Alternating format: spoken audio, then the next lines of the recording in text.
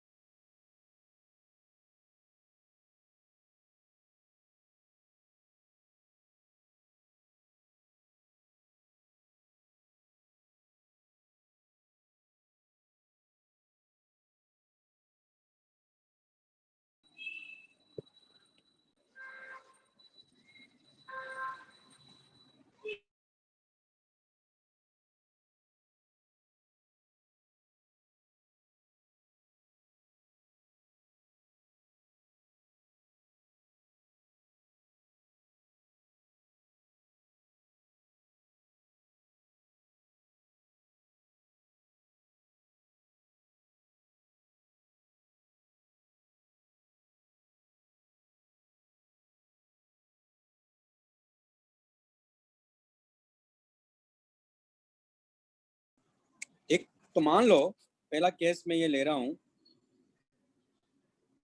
कि एक सर्कल है मान लो, और इस सर्कल में मान लेते हैं कि एक बॉल है, पॉइंट मास बॉल है, और ये ओमेगा से घूम रही है। यहाँ जो रेडियस आर है इसका मास एम है। ओके, तो हमें मालूम है कि इसकी स्पीड क्या हो जाएगी, इसकी स्पीड v हो जाएगी। v इक्वल टू क्या होगा यहाँ, ओमेगा आर होगा। तो काइनेटिक एनर्जी क्या होगा यहाँ हमारे पास में, हाफ एम वी स्क्वायर, यानी काइनेटिक एनर्जी इक्वल टू कितना हो गया, हाफ एम, और v को क्या लिखेंगे यहाँ, ओमेगा आर का होल स्क्वायर, यानी काइनेटिक एनर्जी इक्वल टू हो गया half M R square into omega square. तो यहाँ इस वाले पार्ट को हम बोलते हैं मोमेंट ऑफ इनर्शिया, यानी I इक्वल टू क्या है यहाँ, एम आर स्क्वायर है, जहाँ R क्या है देखा जाए तो R परपेंडिकुलर डिस्टेंस है इस एक्सिस से, इसको बोलते हैं एक्सिस ऑफ रोटेशन। एक्सिस क्या है, एक्सिस ऑफ रोटेशन। ओके, तो ये मोमेंट ऑफ इनर्शिया हो गया, यानी मोमेंट ऑफ इनर्शिया क्या है, R हो गया perpendicular distance of the point mass from the axis of rotation. Okay, लिख लीजिए।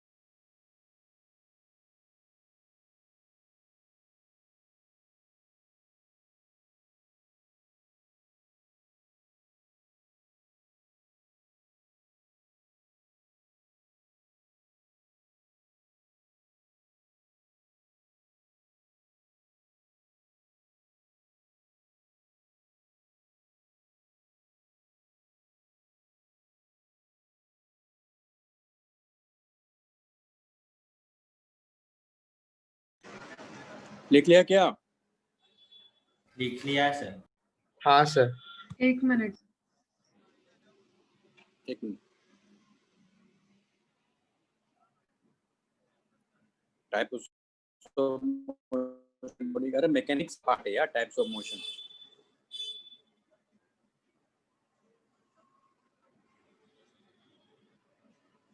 आरबीडी भी मैकेनिक्स का पार्ट है, वो भी मैकेनिक्स का पार्ट है।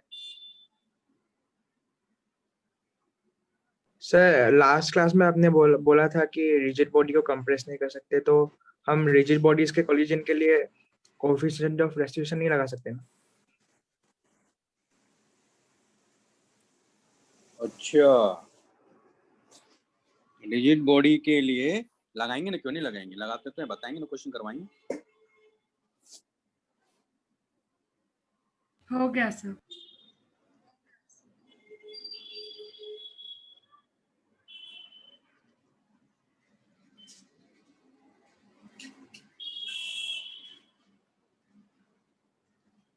सर हो जैसे एक और गया। एग्जांपल लेता हूं मैं, हो गया ना।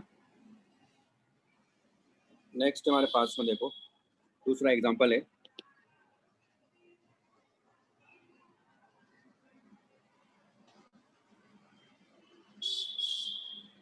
मान लो एक बॉल यहाँ है, यानी पार्टिकल से दोनों रेक यहाँ है, और ये लाइट रॉड है जिनसे कनेक्टेड है। लाइट रॉड मतलब जिनका कोई मास नहीं है, फिर अभी मास होगा रॉड का तो भी बात करूंगा मैं।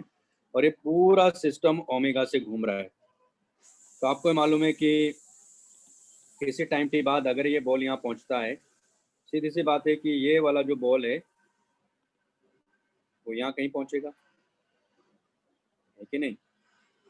यानी दोनों का, है क्या बोल रहा था यार,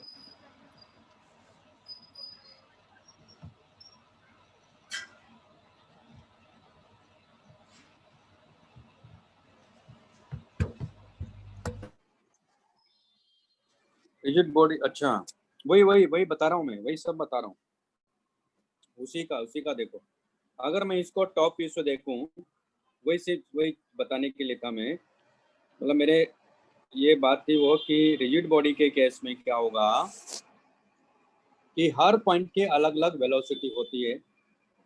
अगर हमने उसको किसी एक पॉइंट के अबाउट हिंज किया तो, और वो उस पॉइंट के अबाउट क्या कर रहा है, रोटेट कर रहा है। तो वही चीज मैं यहाँ बताने जा रहा हूँ। तो अगर मैं टॉप व्यू इसका देखूं, मान लो ये टॉप व्यू की मैं बात कर रहा हूँ यहाँ,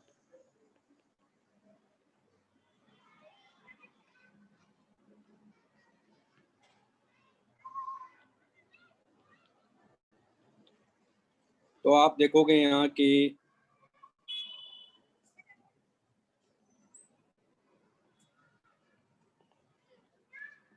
ये अगर यहाँ था, मान लो ये सिस्टम यहाँ था, ये पूरा एक मतलब ऐसे रॉड है जिसमें पार्टिकल्स हैं, मासलेस रॉड है, ये पूरा सिस्टम ओमेगा से घूम रहा है। किसी टाइम टी बाद यहाँ पहुँचता है मान लो, तो आप देखो कि दोनों के लिए जो एंगल थीटा है यहाँ देखो सेम है। यानी यहाँ जो थीटा चेंज हो रहा है दोनों के लिए क्या है, यहाँ सेम है। यानी इसका मतलब थीटा की रेट जो है वो दोनों के लिए क्या है, यहाँ सेम है कि नहीं।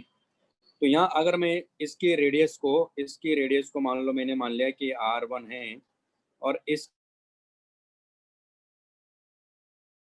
r2 है, इनकी स्पीड भी लिख सकता हूँ मैं। इसकी जो स्पीड यहाँ वो v1 मान लिया मैंने, और इसकी जो स्पीड है वो v2 मान लिया। तो आप यहाँ देखो v1 इक्वल टू क्या लिखोगे, ओमेगा r1 लिखोगे, v2 इक्वल टू क्या लिखोगे, ओमेगा r2 लिखोगे। यानी दोनों पार्टिकल के लिए ओमेगा सेम है लेकिन स्पीड अलग अलग है।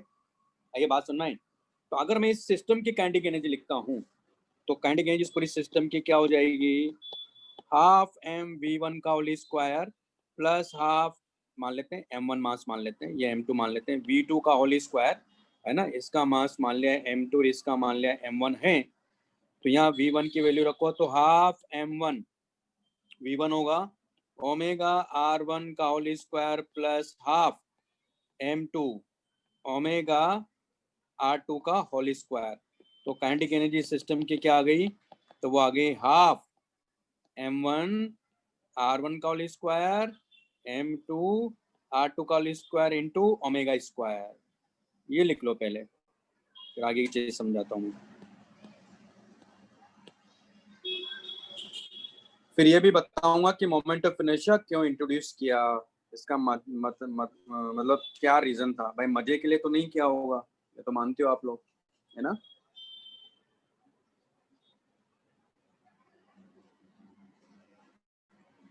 अगर मजे के लिए किया होता तो हर बच्चा मजा नहीं करता फिजिक्स में।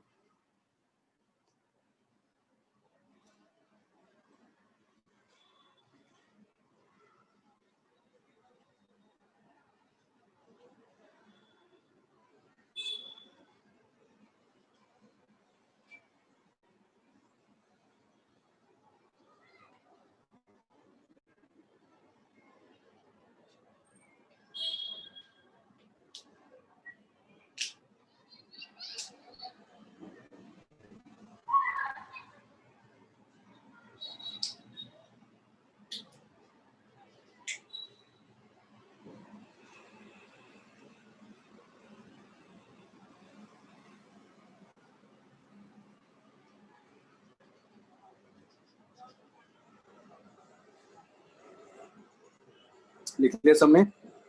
Yes sir. अब यहाँ देखो, सर 1 मिनट। ये फिगर तो हटा दो ना, रेड में जो लिखा है। हाँ सर। मैं यहाँ लिख लेता हूँ इसको।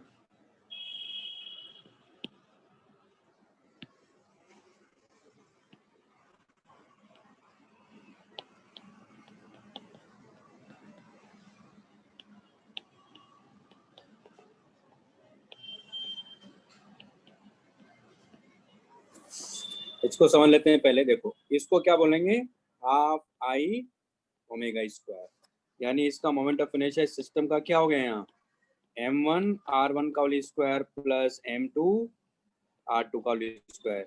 तो मेरा कहने का मतलब क्या है, यहाँ आप ये देखो, अभी हमने इस सिस्टम की काइनेटिक एनर्जी लिखी, तो इतना कुछ किया। अगर हमें मान लो आई पता होता तो मैं सीधा हाफ आई ओमेगा स्क्वायर नहीं लिख देता। तो इसलिए मोमेंट ऑफ इनर्शिया के कॉन्सेप्ट को यहाँ इंट्रोड्यूस किया कि इतना करने की जरूरत नहीं है, आप सिर्फ उस एक्सिस के अबाउट उस सिस्टम का मोमेंट ऑफ इनर्शिया लिखो और उसका ओमेगा हर पार्टिकल के लिए सेम है, तो हाफ आई ओमेगा स्क्वायर करेंगे तो टोटल काइनेटिक एनर्जी आ गई ना हमारी। इसलिए इस कॉन्सेप्ट को इंट्रोड्यूस किया है। अब अभी आप देखो मैंने किया, तो मैंने जो पहले वाले कॉन्सेप्ट उन्हीं को यूज करके, तो अब हम क्या करेंगे, डायरेक्ट इसी कॉन्सेप्ट को यूज करेंगे। तो कॉन्सेप्ट क्या है हमारे पास में, कि मास होगा उस पार्टिकल का और उस पार्टिकल की जिस एक्सिस के अबाउट वो रोटेट कर रहा है, मास उसके परपेंडिकुलर डिस्टेंस का स्क्वायर करके मास से मल्टीप्लाई कर देंगे, ये क्या हो जाएगा, उसका मोमेंट ऑफ इनर्शिया हो जाएगा। आगे बात समझ में। तो जो पहला एग्जाम्पल मैंने लिया था वही कॉन्सेप्ट है, वो एक पार्टिकल के लिए, अगर कहीं सारे डिस्क्रीट पार्टिकल है तो फिर इसकी तरह कर लेंगे। जैसे अभी एक और एग्जांपल लेता हूं मैं, तो मेरे ख्याल से पॉइंट समझ में आ गया होगा आपको कि ये कॉन्सेप्ट क्यों इंट्रोड्यूस किया इन्होंने यहाँ, क्योंकि इतनी मेहनत ना करनी पड़े इसलिए। ठीक है,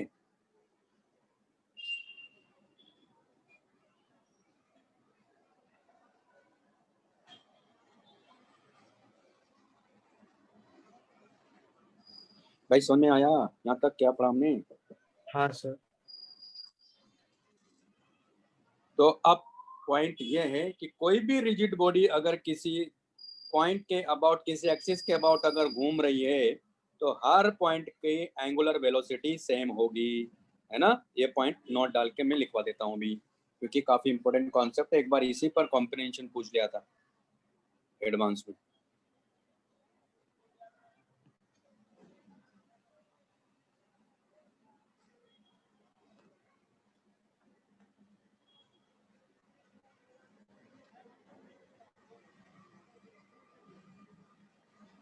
अब ये मोमेंट ऑफ इनर्शिया का मतलब क्या, देखो इन्होंने पूछा, तो देखो आप ऐसे समझो, हमने ट्रांसलेटरी मोशन में देखा कि कोई भी बॉडी थी, उसका मास m था और उसके हर पॉइंट की वेलोसिटी v थी, तो वो काइनेटिक एनर्जी क्या लिखा था, हाफ mv स्क्वायर।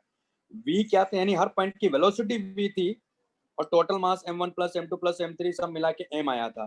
तो m क्या था, इनर्शिया का पार्ट है वो, है ना। तो यहाँ इसको बोल दिया गया है, दरअसल यहाँ मोमेंट ऑफ मास भी बोल सकते हो इसको आप, देखा जाए तो ये उसी के करस्पॉन्डिंग है, इसलिए इसको यहाँ बोल दिया गया है मोमेंट ऑफ इनर्शिया बोल दिया गया, क्योंकि जैसा रोल मास का वहां है वैसा ही मोमेंट ऑफ इनर्शिया का रोटेशन मोशन में है। ठीक है, इसलिए यहाँ इसको बोलते हैं मोमेंट ऑफ इनर्शिया।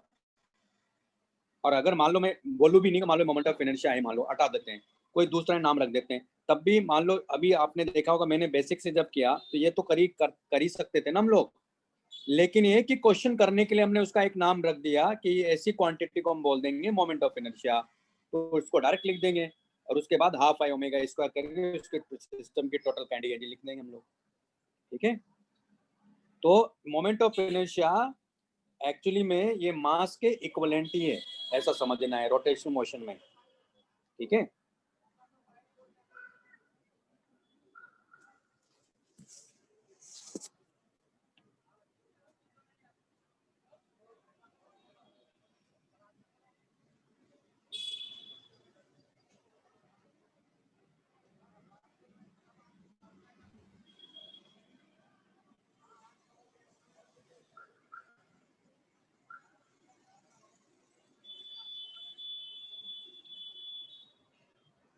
अब जैसे नेक्स्ट एग्जांपल मान लो 3 पार्टिकल है उसका ले लेते हैं, ये 4 पार्टिकल है, तो ऐसा करते हैं ना, मैं डायरेक्ट लिखता हूँ यहाँ कि अगर मान लो ये एक्सिस है और एक पार्टिकल मान लो यहाँ है, ये इस सर्कल में घूम रहा है,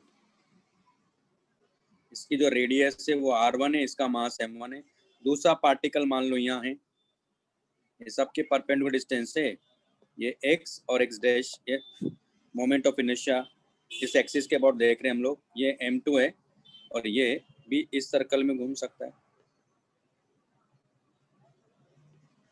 उसी तरह एक यहाँ ले लेते हैं m3, ये इस सर्कल में घूम रहा है ना। उसी तरह एक यहाँ ले लेते हैं, तो मान लेते हैं कि ये rn डिस्टेंस है और ये इस रेडियस के सर्कल में घूम रहा है।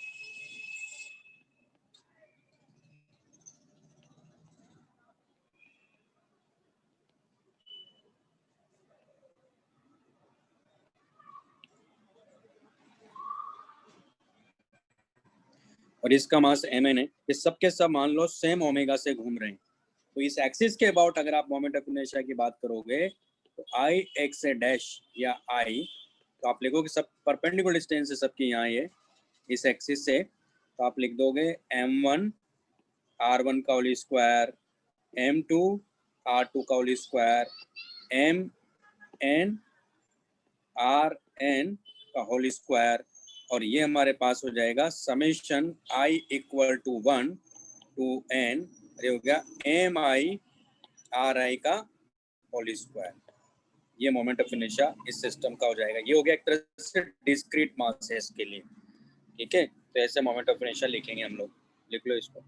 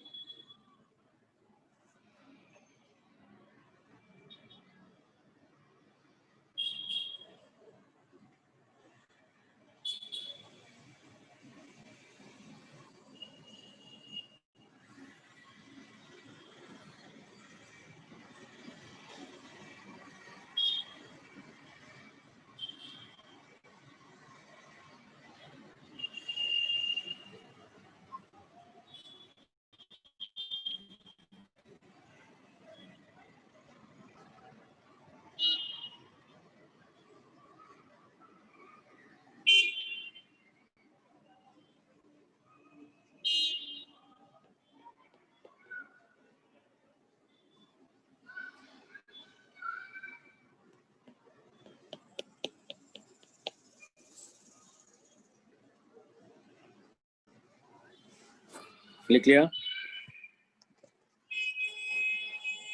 हाँ सर, लिख लिया। बस हमने लिख लिया ना। फोर्थ एग्जांपल ले लेता हूँ मैं। फोर्थ एग्जांपल है, मान लो ये एक्सिस है और ये मान लो लाइट रॉड है और ये पार्टिकल यहाँ है, बॉल यहाँ है जिसका मास है ना, ये एंगल थीटा है और ये यहाँ से जो डिस्टेंस है ये तो ये आर है। तो अगर अब इसका पूछा जाए कि मोमेंट ऑफ इनर्शिया क्या है, तो सीधी सी बात है कि अगर ये घूम रहा है ओमेगा से, तो ये तो इस सर्कल में घूम रहा है, इसका मतलब ये वाली डिस्टेंस लेंगे ना हम लोग। तो यहाँ इसका मोमेंट ऑफ इनर्शिया इस एक्सिस के अबाउट क्या हो जाएगा, हो जाएगा m इंटू परपेंडिकुलर डिस्टेंस, क्या है, r साइन थीटा का होल स्क्वायर, ये आंसर होगा।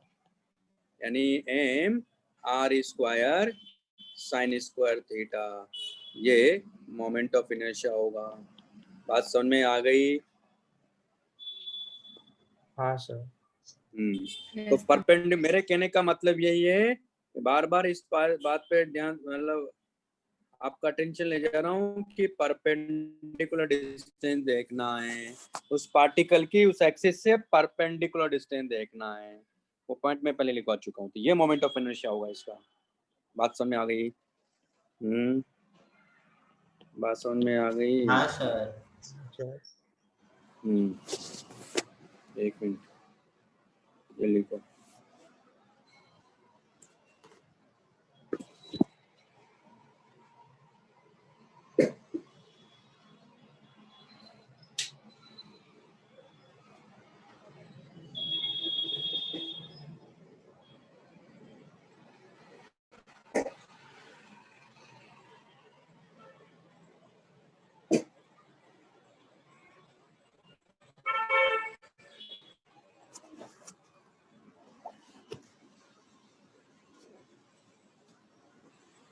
लिख लिया?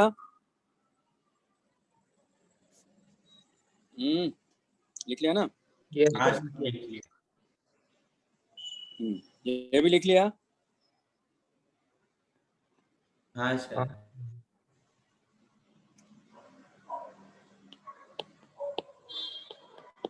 Moment of inertia of a rigid rod. अब देखो इसका करूंगा मैं भी, पर लेकिन मैं पहले कोई पुराना कॉन्सेप्ट है ना, जो भी हमने शुरुआत में किया था वही वापस यूज कर रहा हूँ मैं यहाँ।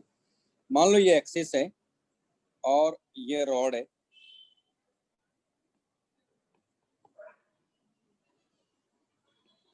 ये x और x डैश है। तो आप देखो कि ये जो रॉड है ये ओमेगा से घूम रहा है ना। यानी इसका मतलब है कि इस पार्टिकल की बात करेंगे तो ये पार्टिकल ऐसे सर्कल में घूम रहा होगा, इस वाले पार्टिकल की बात करेंगे तो ये वाला पार्टिकल ऐसे सर्कल में घूम रहा होगा। यानी हर पार्टिकल ऐसे सर्कल में घूम रहा है। हर पार्टिकल की अलग अलग स्पीड होगी, अलग अलग रेडियस है, तो लेकिन हर पार्टिकल का ओमेगा सेम होगा कि नहीं होगा, क्यों होगा वो भी समझ लेते हैं। भाई अगर मैं इसका टॉप व्यू देखूं, मान लो मैं इसको यहाँ से देख रहा हूँ, तो ये मुझे ऐसा नजर आएगा, ये सर्कल का एक्सट्रीम पार्ट है, ये रोड तो ऐसी है ना, यानी ये पॉइंट ये ओमेगा से घूम रहा है। तो आप देखो कि कुछ टाइम बाद ये रोड यहाँ पहुंच जाएगा ना। तो आप देखो हर पार्टिकल के थीटा तो सेम है, यानी हर पार्टिकल थीटा से रोटेट कर रहा है, यानी इसका मतलब हर पार्टिकल के लिए ओमेगा सेम है। ये बात समझ में आई? तो रिजिड बॉडी में हर पार्टिकल के लिए एंगुलर वेलोसिटी क्या होगी, सेम होगी। क्यों? क्योंकि हर पार्टिकल का जो एंगुलर डिस्प्लेसमेंट हो रहा है, उसकी जो रेट है वो सेम है। एंगुलर डिस्प्लेसमेंट की जो रेट है हर एक पार्टिकल के लिए क्या है, सेम है। तो ओमेगा सेम हो गया। ठीक, अब क्या करूंगा मैं यहाँ, ये लिख लो पहले।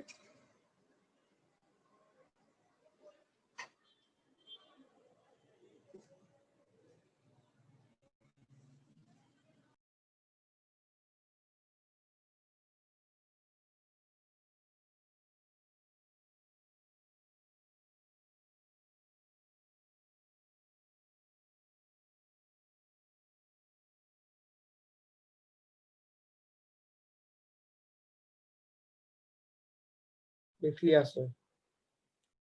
नहीं सर, एक मिनट। लिख लीजिए।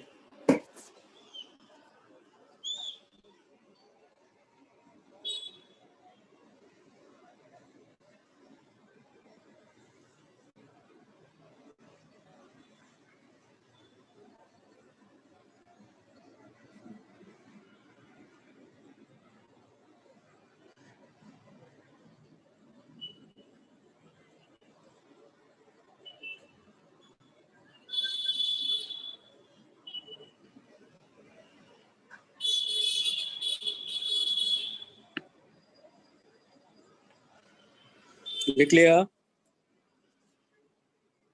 हाँ सर।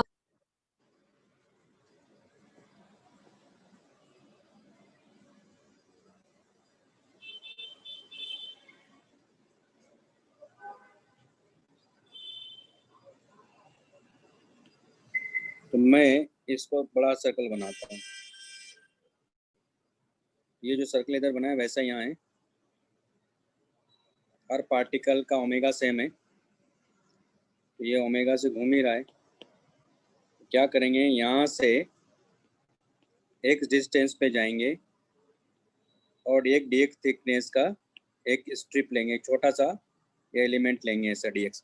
आप ये देखो इसकी वेलोसिटी क्या होगी, यहाँ v equal to omega X होगी। तो इसकी काइनेटिक एनर्जी कैसे लिखेंगे, पहले इसके लिए लीनियर मास डेंसिटी डिफाइन करेंगे। तो अगर इसका मास m है और इसकी लेंथ अगर l है रॉड की, तो m बाई एल ये लीनियर मास डेंसिटी होगा। तो dx है ना, तो dx इनटू लेमडा ये dm होगा कि नहीं होगा। तो यानी हमारे पास में क्या है, पॉइंट मास है। पॉइंट मास का मैंने मोमेंट ऑफ इनर्शिया कैसे लिखा है, एम आर स्क्वायर, एम की जगह क्या हो गया dm, यानी इसका मोमेंट ऑफ इनर्शिया क्या हो जाएगा, ये हो जाएगा dm इनटू एक्स स्क्वायर, और इसको इंडिकेट कर देंगे। तो अब छोड़ो इसका, तो छोड़ो, अभी कहाँ, अभी तो इसकी बात ही नहीं करना है, छोड़ो। अभी तो dm आ गया हमारे पास में, यहाँ तक क्लियर है सबको? अभी उसके बारे में बात नहीं करें, अभी मैं कंटिन्यूस मास के लिए भी जाऊंगा।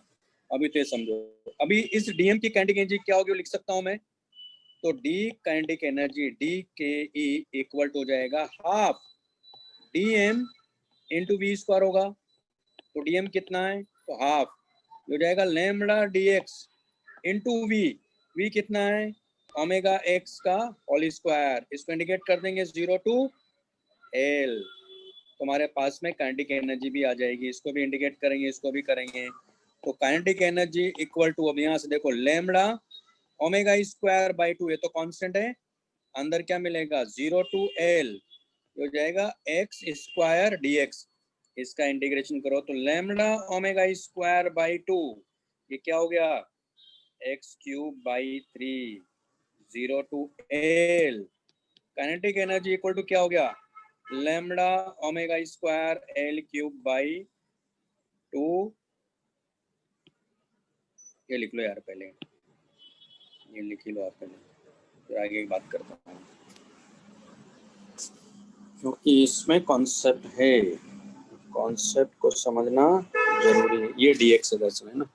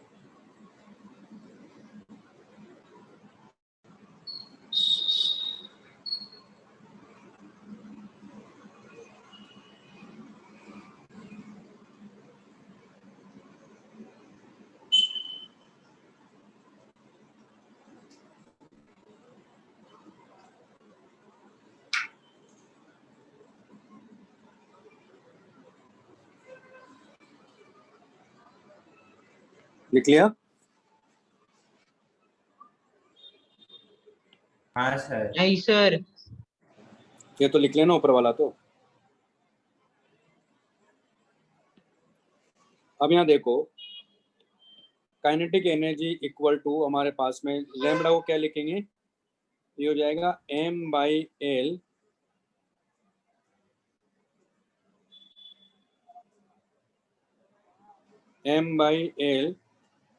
ओमेगा स्क्वायर बाई 2, और ये क्या लिखेंगे एल क्यूब बाई 3।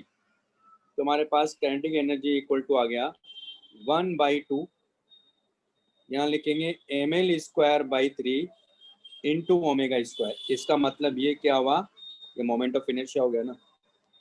इसको हाफ आई ओमेगा स्क्वायर लिख सकते हैं। इसका मतलब हुआ कि काइनेटिक एनर्जी इसकी क्या आ गई, हाफ आई ओमेगा स्क्वायर आ गई, है ना। काइनेटिक एनर्जी अगर ये आ रही है, इसका मतलब इसका मोमेंट ऑफ इनर्शिया क्या हो गया यहाँ, ml स्क्वायर बाई 3 है। तो रिजिड रॉड का एक एंड के अबाउट जो मोमेंट ऑफ इनर्शिया होता है वो ml स्क्वायर बाई 3 होता है। तो अगर मुझे पहले से ये मालूम है कि इसका मोमेंट ऑफ इनर्शिया एक एंड के अबाउट जब इसको रोटेट कराते हैं और वो ml स्क्वायर बाई 3 है, तो मैं डायरेक्ट लिख दूंगा ना हाफ आई ओमेगा स्क्वायर, जहाँ आई की वैल्यू ml स्क्वायर बाई 3 है। इतना करने की जरूरत थी क्या मुझे, नहीं थी। तो फिर से मैं वही समझा रहा हूँ, ये कॉन्सेप्ट इसलिए इंट्रोड्यूस किया कि हमें बार बार इंटीग्रेशन न करना पड़े। समझ में आया? हाँ सर। Yes, sir. अब आते हैं सीधा पॉइंट पर कि मोमेंट ऑफ इनर्शिया कैसे निकालेंगे। तो वैसे तो मैंने निकाल दिया एक पॉइंट का mr स्क्वायर है, अब उसी कॉन्सेप्ट को मैं एक्सपैंड करूंगा। यहाँ लिख लीजिए इसको।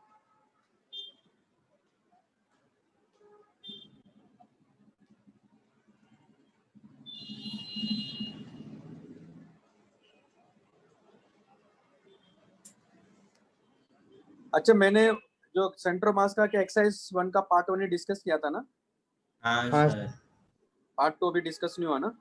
नहीं हुआ सर। हाँ, तो अब आप क्या करो, एक्सरसाइज 3 का पार्ट 1 क्या क्या क्या एक्सरसाइज 3 भी कर लो, वो भी मैं डिस्कस कर लूंगा। Okay sir. सर मतलब मूवमेंट ऑफ, नहीं कर सकते, ये अच्छा क्वेश्चन पूछा शेष ने, है ना। हाँ, एक ये भी पूछा कीर्ति ने, तो याद रखना है, बिल्कुल याद रखना है। और दूसरा है कि इसको सेंटर ऑफ मास मान के नहीं कर सकते हो, मोमेंट ऑफ इनर्शिया निकालने का ये कभी भूल नहीं करना है कि सेंटर मास सेंटर मास कहाँ है इसका, L/2 पर, उस हिसाब से पॉइंट मास मान के आप उसको m L/2 होल स्क्वायर कर दो। नहीं, वो गलत है, तो गलत है। क्लियर? वो ऐसा नहीं करना है।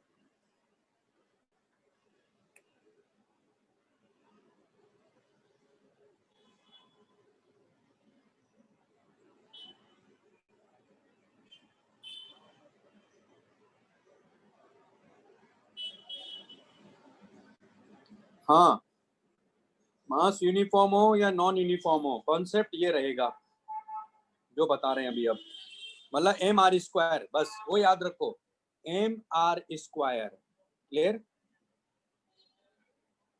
Yes moment sir. Of inertia continuity निकालेंगे ना हम लोग, अब उल्टा भी चलेंगे। ठीक है, अभी पहले ये हो गया कि ये तो मैंने सिर्फ इतने सारे एग्जांपल सिर्फ ये निकालने के लिए बताया कि मोमेंट ऑफ इनर्शिया आया क्यों। अब हम लोग अब बात करेंगे मोमेंट ऑफ इनर्शिया की। तो मोमेंट ऑफ इनर्शिया हम लोग स्टैंडर्ड जो रिजल्ट है वो तो याद रखना ही है, और जो नहीं याद रखना है उसके कुछ तरीके बताएंगे आपको कि कैसे फाइंड कर सकते हो। तो एक तो इंटीग्रेशन, अगर कंटिन्यूस मास का डिस्ट्रीब्यूशन है तो इंटीग्रेशन करके करेंगे। फिर कुछ थ्योरम्स हैं, परपेंडिकुलर एक्सेस थ्योरम है, पैरेलल एक्सेस थ्योरम है, उनको यूज करके मोमेंट ऑफ इनर्शिया निकालेंगे। फिर हाफ आई ओमेगा स्क्वायर, अगर उस सिस्टम की काइनेटिक एनर्जी पूछता है, उस कोई भी रिजिड बॉडी दिया जाएगा उसकी काइनेटिक एनर्जी पूछेगा तो उसका मोमेंट ऑफ इनर्शिया मिल गया तो हाफ आई ओमेगा स्क्वायर सीधा करेंगे फिर हम लोग। ठीक है, ये तो सिर्फ मोमेंट ऑफ इनर्शिया बताने के लिए कि ये है क्या। अगर मैं वहीं से स्टार्ट करता हूँ तो फिर आप कहते हैं ये क्या चीज आ गया, तो आ नहीं गया। देखो आंसर तो यही है, आंसर तो यही है, लेकिन मैं यहाँ क्या कर रहा हूँ, क्योंकि रिजिड बॉडी भी अगर है तो रिजिड बॉडी के हर पॉइंट के लिए ओमेगा सेम है, तो क्यों ना फिर ये क्वांटिटी क्या मिल गई अपने को, एक नई क्वांटिटी मिल गई, उसकी जगह मैंने आई ले लिया। ml स्क्वायर बाई 3 की जगह मैंने यहाँ आई ले लिया। इससे पता चल रहा है कि इस एंड के अबाउट मोमेंट ऑफ इनर्शिया ये है।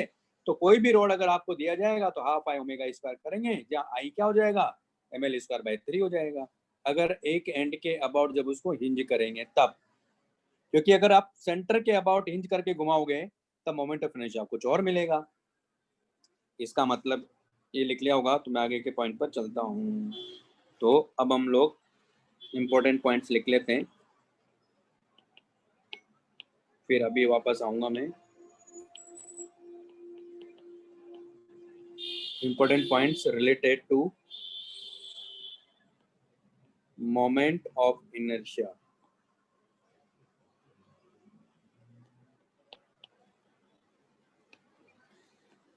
यानी पहला पॉइंट तो यही है कि मोमेंट ऑफ इनर्शिया इस बात पे डिपेंड करेगा कि मास डिस्ट्रीब्यूशन कैसा है। जितना मास दूर डिस्ट्रीब्यूशन होगा, जितना मास का डिस्ट्रीब्यूशन एक्सिस ऑफ रोटेशन से दूर होगा, उतना ही मोमेंट ऑफ इनर्शिया ज्यादा होगा। इसलिए रिंग का सेम रेडियस सेम मास के लिए डिस्क के कंपैरिजन में रिंग का मोमेंट ऑफ इनर्शिया ज्यादा होता है, स्फीयर से भी ज्यादा होता है, होलो या सॉलिड स्फीयर हो सबसे ज्यादा होता है, सेम मास सेम रेडियस के लिए।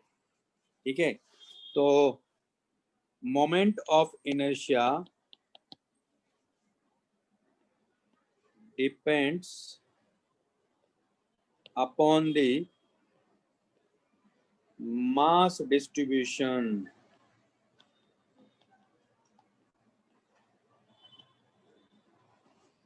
Moment of inertia depends upon the mass distribution. तो ये पहला पॉइंट तो है, मास का डिस्ट्रीब्यूशन कैसे हो रहा है। मास पे तो डिपेंड करता ही है, इवन आर पे भी डिपेंड कर रहा है ना। तो मास पे तो डिपेंड कर ही रहा है, इसमें तो कोई डाउट ही नहीं है।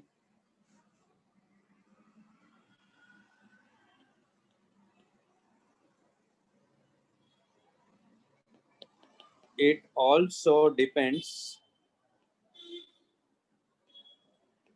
upon the mass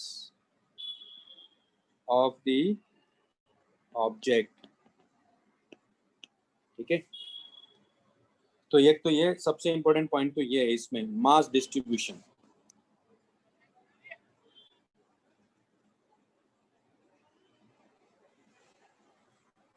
अब moment of inertia of continuous mass distribution, जैसे रोड का भी लिया हमने, है ना। तो फॉर्मूला क्या लगेगा, फॉर्मूला लगेगा dm इंटू एक्स स्क्वायर, या एक्स की जगह आर रखो, आर स्क्वायर, उसको इंडिकेट करेंगे, ये मोमेंट ऑफ इनर्शिया होगा। जहाँ dm क्या है, मान लो जैसे कि ये कोई बॉडी है ना, और ये हमारे पास में मान लो कोई एक्सिस है, एक्स डैश एक्सिस है, जिसके अबाउट ये ओमेगा से रोटेट कर रही है।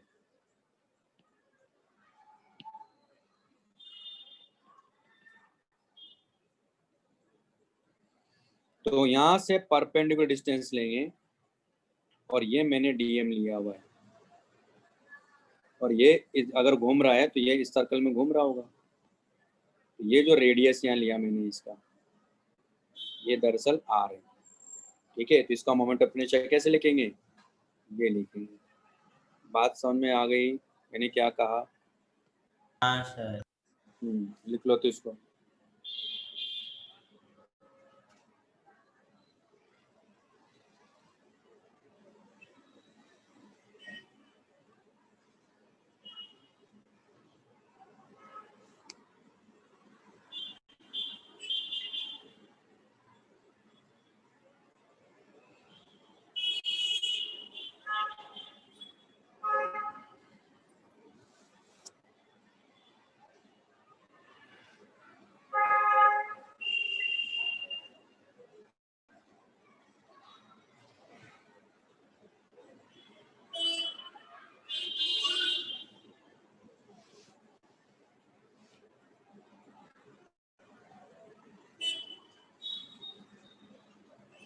लिख लिया भाई?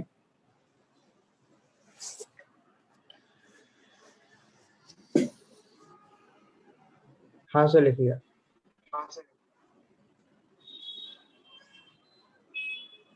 जैसे वापस से रोड पे आ जाता हूँ मैं। तो moment of inertia of a rigid rod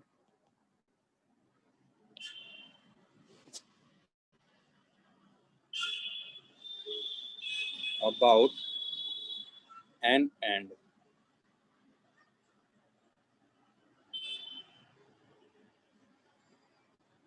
यानी ये हमारे पास में रॉड है, और ये परपेंडिकुलर है ना, हर पॉइंट इस एक्सिस से परपेंडिकुलर डिस्टेंस पर इस रॉड का, ये एक्स डैश एक्सिस है ना। इसके अबाउट अपने को मोमेंट ऑफ इनर्शिया चाहिए, तो इसका मास m है और लेंथ l है रॉड का। तो आप देखोगे हर पार्टिकल, जैसे इस पार्टिकल की बात करेंगे तो इस सर्कल में जा रहा होगा, अगर इस पार्टिकल की बात करेंगे तो ये इस सर्कल में घूम रहा होगा, है ना।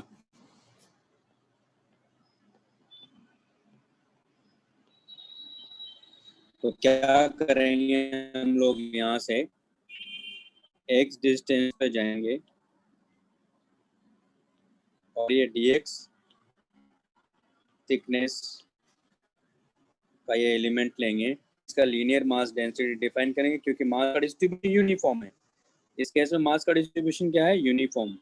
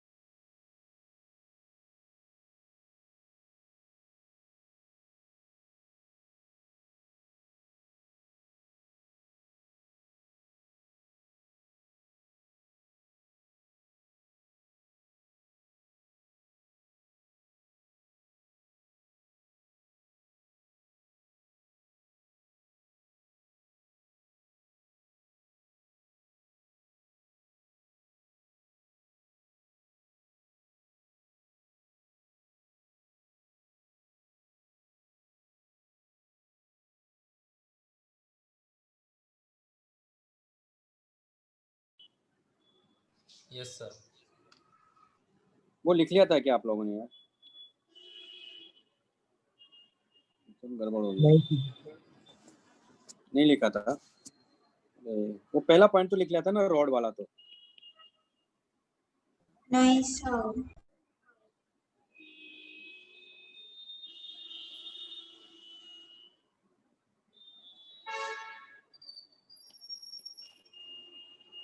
क्या लिखा था मैंने, moment inertia of a rigid rod about an end.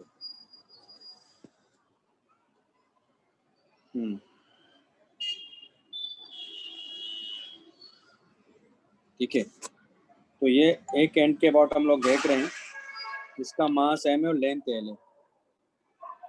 ठीक है, ये इस एक्सिस के अबाउट की हम बात कर रहे हैं। तो हर पॉइंट आप देख रहे हो कि ऐसे सर्कल में घूम रहा होगा, अगर ये इस एक्सिस के अबाउट रॉड घूम रहा है तो मैंने क्या किया, x डिस्टेंस पे जाके एक dx एलिमेंट लिया, इसका लीनियर मास डेंसिटी हमें मालूम है क्योंकि मास का डिस्ट्रीब्यूशन यूनिफॉर्म है। Mass distribution, mass is uniformly distributed. तो यहाँ dm क्या हो जाएगा हमारे पास में, आप साथ में लिखते जाइए।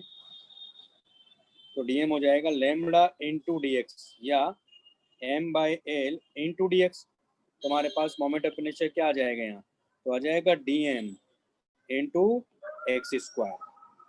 उसको 0 to l इंडिकेट कर देंगे तो m की वैल्यू कितना है यहाँ, m/l into dx into x square और 0 to l। यहाँ से m/l को बाहर ले लो, एक्स स्क्वायर dx का इंटीग्रेशन x³/3 0 to l। तो आप देखो कि I इक्वल टू क्या हो गया, ml³/3l यानी ml²/3। ये तो लिया था मैंने वहाँ, इसका अलग से मोमेंट ऑफ इनर्शिया निकालोगे तो वही आ रहा है, या एकदम बेसिक पे जाके वैसे करो, काइनेटिक निकालो, सब करो। इससे बढ़िया है कि अब इसके थ्रू हम लोग निकालेंगे कि मोमेंट ऑफ इनर्शिया क्या होगा किसी भी रिजिड बॉडी के लिए। तो उसके लिए मेन कॉन्सेप्ट क्या हमारे पास में, मेन कॉन्सेप्ट ये हो गया।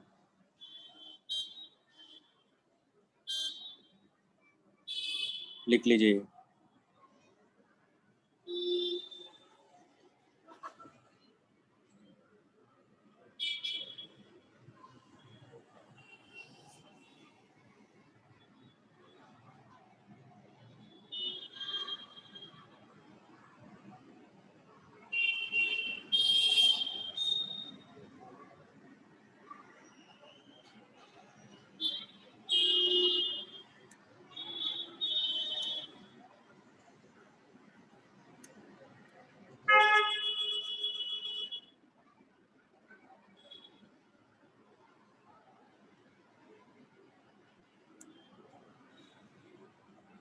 हो गया ना?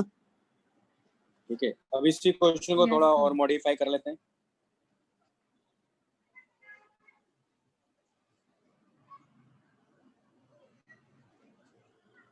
हाँ, डायरेक्ट फॉर्मूला है, लर्न करना है। अब जैसे नेक्स्ट एग्जांपल है, रोड का ही है।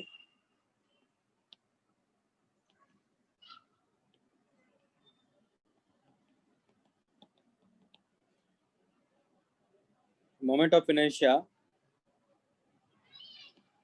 about an axis which is passing through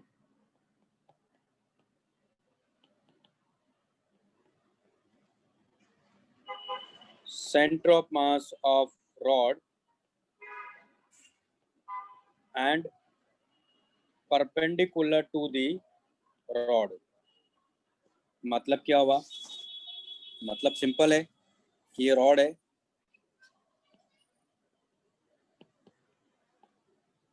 और इस एक्सिस के अबाउट की बात कर रहा है।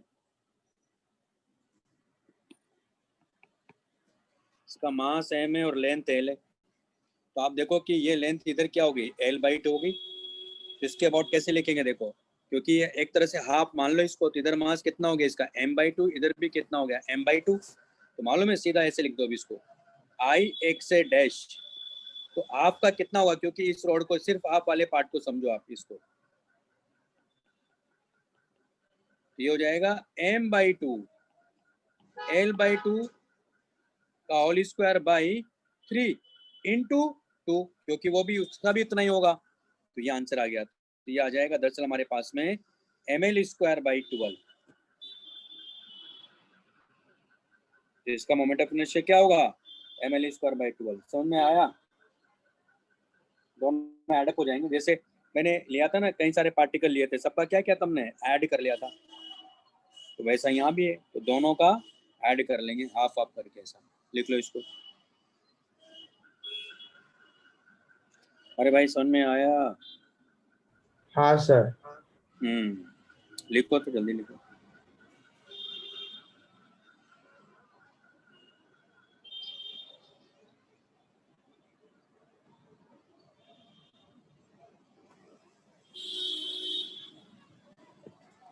लिखो।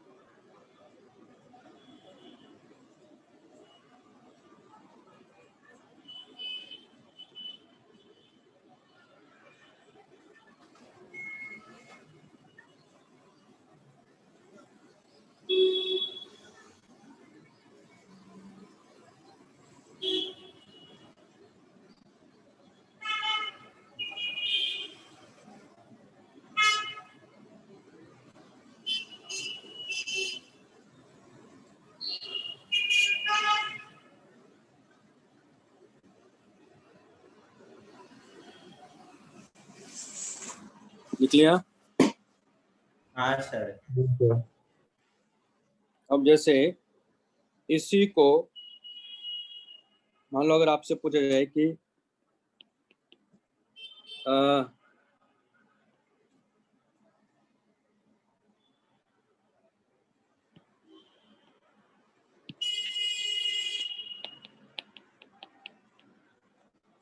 मोमेंट ऑफ इनर्शिया ऑफ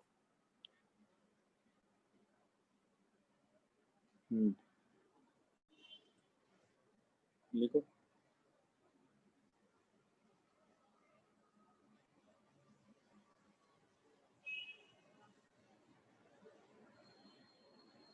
लिख लिया।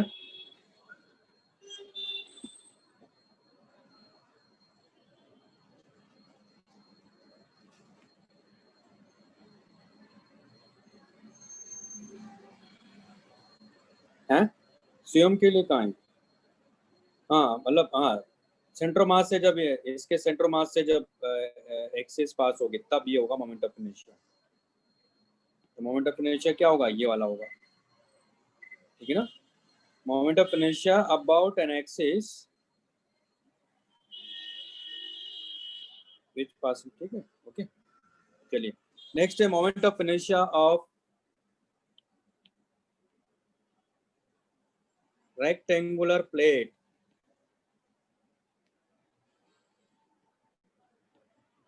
about moment of inertia rectangular plate about an axis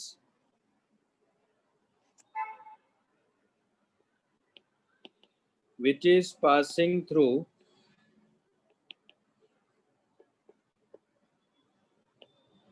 COM and is lying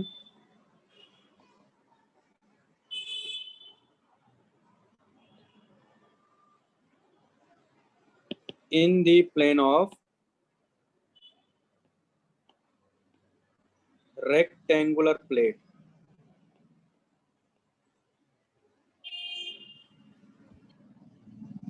मतलब मैं एस की कह रहा हूं मैं, तो ऐसे समझो अभी अभी हमने रॉड का निकाला था, इस एक्सिस के अबाउट, इसकी लेंथ एल लिया था और ये L/2 था, इसका मास m लिया था। अगर मैं इसको खींच के एक तरह से ऐसे लेके आऊं, देखो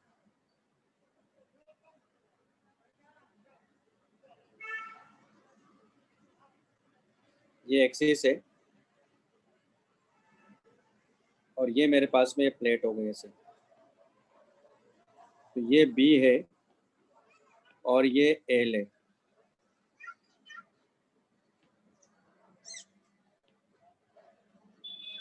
और इसका सेंटर मास यहाँ कहीं होगा, वहां से एक्सिस पास हो रही, कौन सी? ये x डैश। तो ये ऐसा हो गया कि इसको आप यहाँ से खींच के नीचे लाएं इस एंड को, और इसको भी नीचे खींच के लाएं, तो पूरी ऐसी प्लेट हो जाएगी हमारे पास में। लॉजिक समझ में है आपको? मतलब वर्टिकल ना? हाँ वर्टिकल, मतलब इसको रॉड को ही हमने खींच के नीचे ले आया हूँ मैं एक तरह से, उसको लंबा कर दिया, पीट पीट कर हमने उसको लंबा कर लिया ऐसे, तो पूरी एक प्लेट बन गई इसे, ऐसे समझो मतलब, ठीक है। उसका मोमेंट ऑफ इनर्शिया चाहिए, तो आप ये देखो अगर आपने मान लो ये वाला पार्ट लिया होता, इसका मास है, टोटल मास इसका m ही है, इसका टोटल मास m है और लेंथ l है, तो इसका ये जो मैंने पार्ट बनाया इसका मास मान लेते हैं m1 है। दूसरा वाला ये वाला पार्ट बनाया, इसका मास m2 है। तीसरा ये वाला पार्ट बनाया, इसका मास m3 है। ऐसे बनाते जा रहे हैं हम लोग। इसको लिख लो फिर बताता हूँ मैं।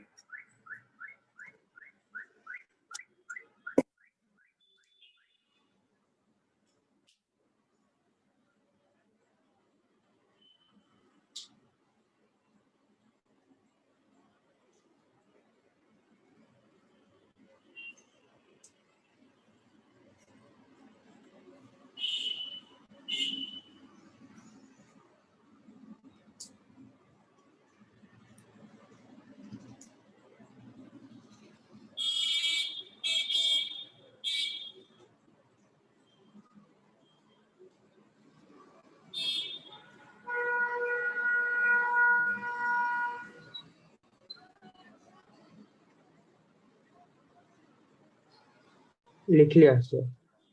नहीं सर। ये ऊपर का तो लिख लिया ना आप लोगों ने, सर ऊपर का। ये लैंग्वेज तो लिख ली ना आप लोगों ने। हाँ सर।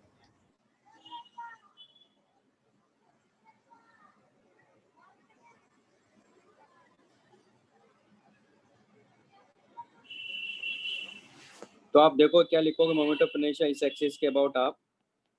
तो पहले m1 का क्या लिखोगे, तो m1 L स्क्वायर बाई 12 लिखोगे ना, एक स्मॉल स्मॉल रॉड हो गए ना से, प्लस इसका क्या लिखोगे m2 L स्क्वायर बाई 12 ना, और ऐसे करते जाओगे, टोटल मोमेंट ऑफ इनर्शिया आ गया। और m1 plus m2 plus m3 ये सब मिला के क्या है, यानी m1 m2 और ये सब मिला के m है, ये ml स्क्वायर बाई क्या हो गया 12।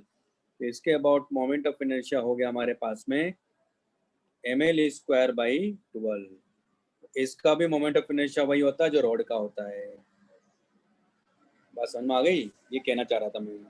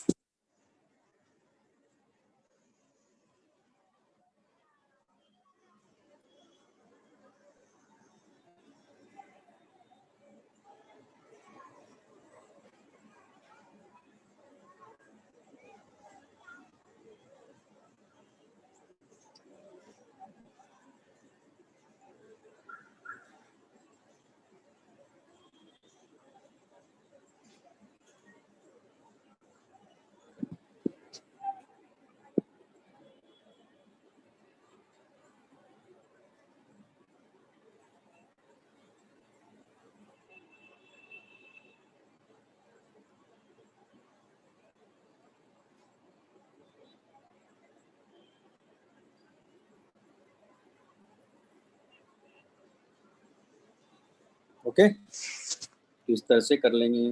Next,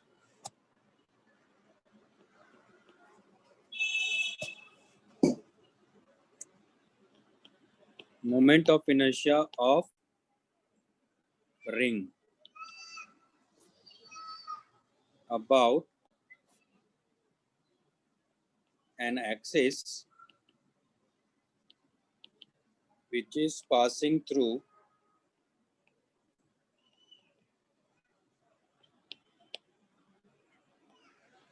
center COM, which is passing through C, center of mass of the ring, and perpendicular to the plane of the ring।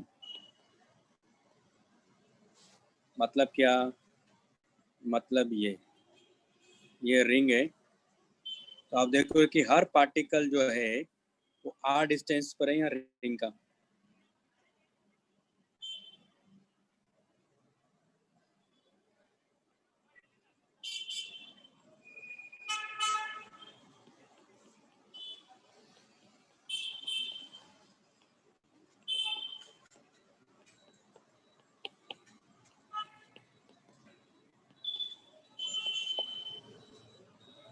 और ये जो रेडियस r है इसका मास है m।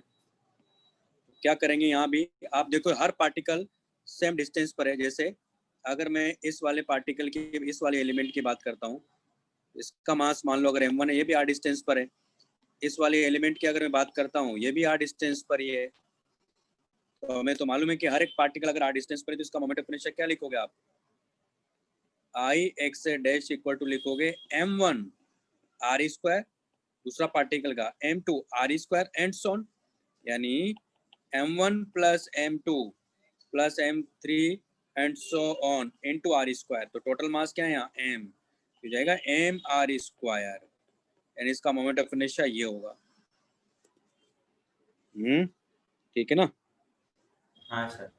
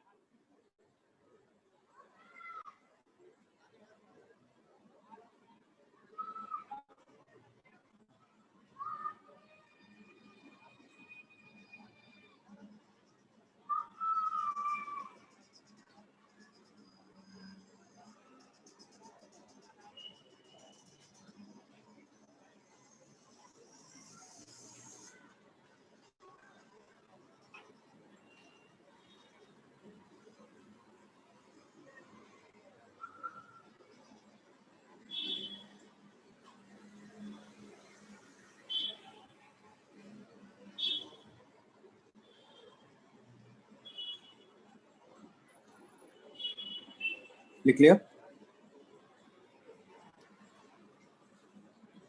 हाँ सर।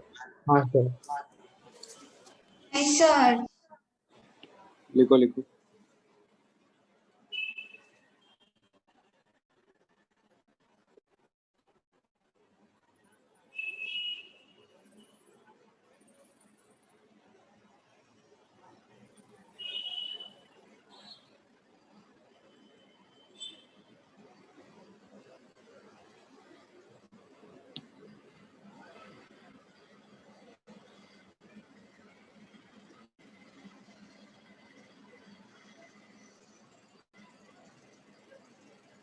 हो गया सर।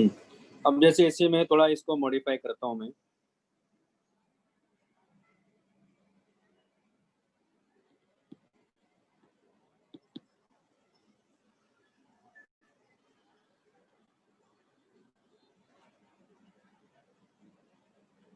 अगर इसी रिंग को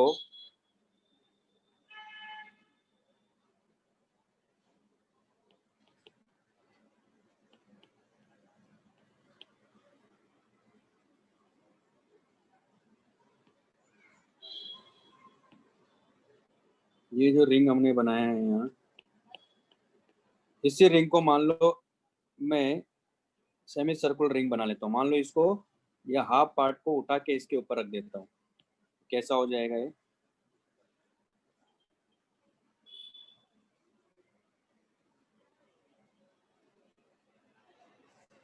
इसको मैं ऐसा कर देता हूँ।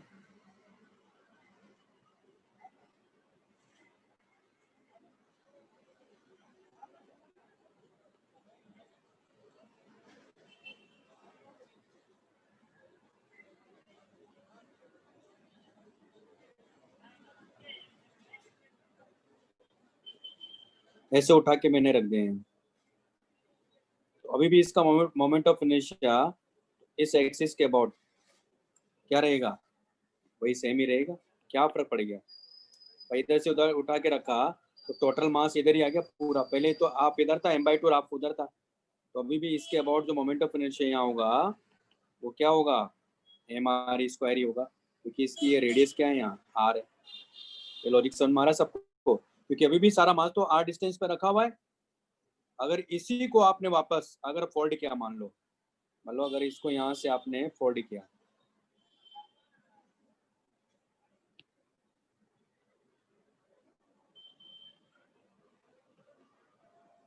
अगर आपने अभी इसको इधर से उठा के इस वाले पार्ट पर रखा दूसरे वाले पर, तो पहले ये बना लो, उसका बताता हूँ मैं आपको।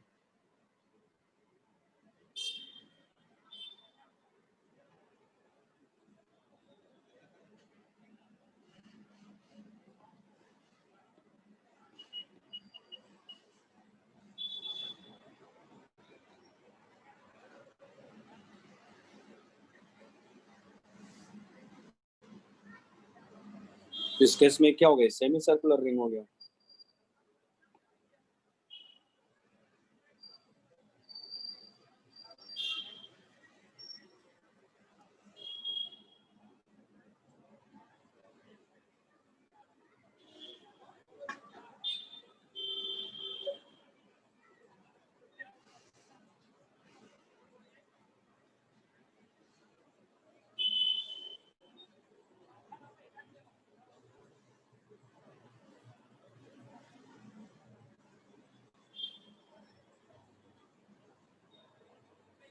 ठीक है ना? अब इसी को अगर आपने उठा के इस पर रखा तो क्या हो जाएगा? देखो यहाँ, इसको तो रिमूव कर देता हूँ मैं।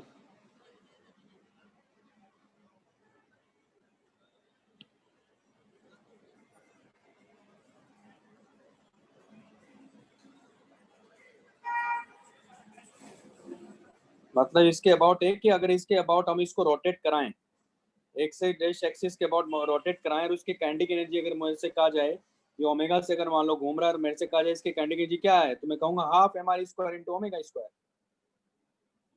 तो उसके अबाउट जो मोमेंट ऑफ इनर्शिया निकल के आ रहा है वो ये आ रहा है। उसी तरह इसको जब फोल्ड कर देंगे तो क्या मिलेगा? देखो यहाँ,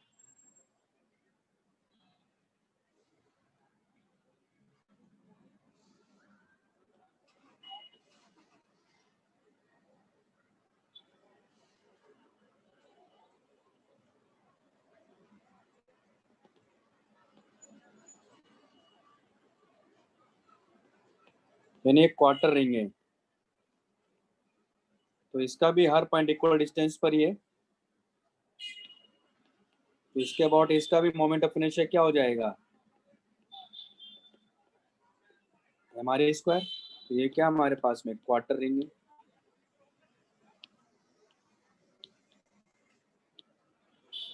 इसका moment of inertia M R square ही होगा, ये हर पॉइंट इक्वल डिस्टेंस पर है। बात समझ में आ रही है? हाँ सर। अब क्या है कि कुछ स्टैंडर्ड रिजल्ट्स हैं जो याद रखने हैं आपको, वो मैं आपको यहाँ टेबल बना देता हूँ, उसको याद रखना है सबको। जैसे कुछ तो मैं एग्जांपल्स में ले चुका हूँ, रॉड का ले लिया है, रिंग का ले लिया है, अब अभी जैसे डिस्क है, स्फेयर है, उन सब का मैं लिखवा देता हूँ आपको।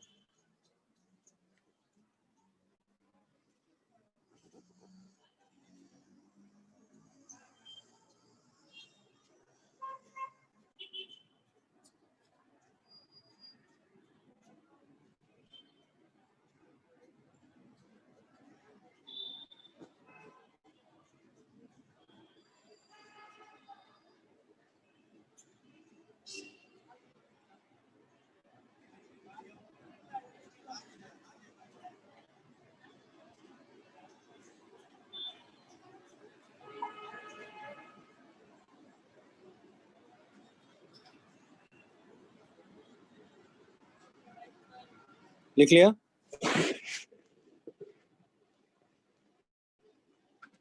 हाँ हाँ सर। सर। चलिए अब बात करते हैं एक एक करके।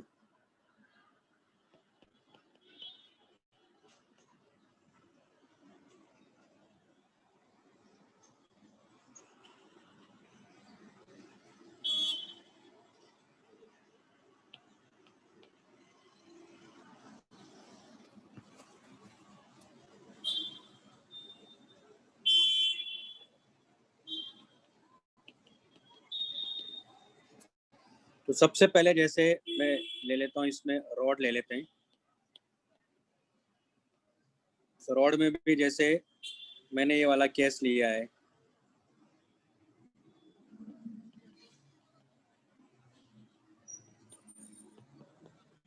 इसका मास एम है, लेंथ एल है, इसका इस एक्सिस के अबाउट मोमेंट ऑफ इनर्शिया में मिलता है ml²/3।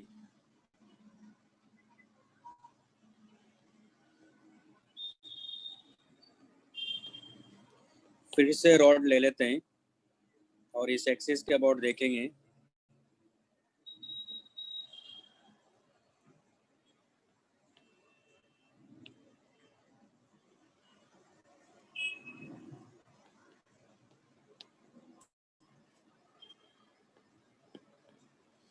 तो इस एक्सिस के अबाउट जो मोमेंट ऑफ इनर्शिया है वो ml²/12 है। लिखते जाइए आप लोग।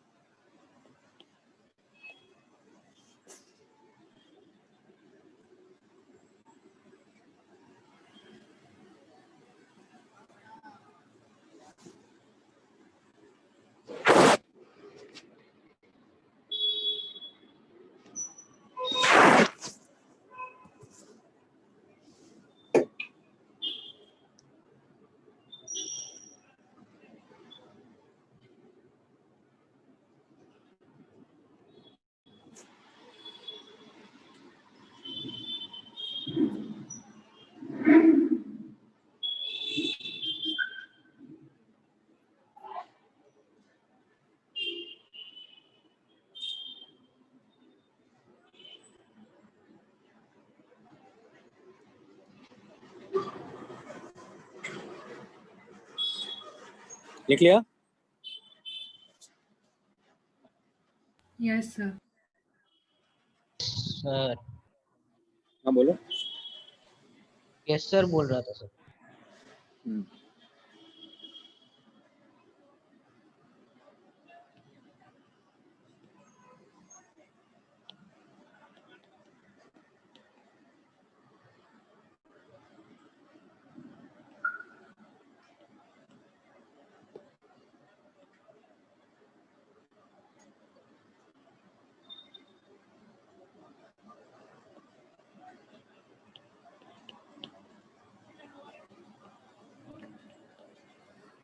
ये रेक्टेंगुलर प्लेट है, ये लेंथ है L, इसका भी मोमेंट ऑफ इनर्शिया यही हो जाएगा ml²/3, यानी उसको घसीट के नीचे लिए।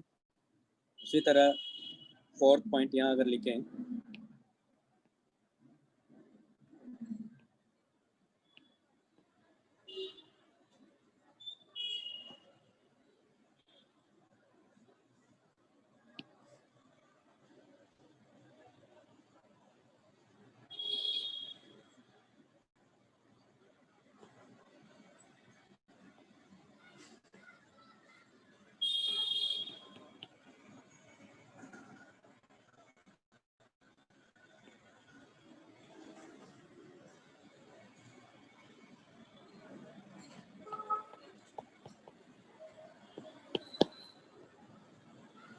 ये भी रेक्टेंगुलर प्लेट ही है।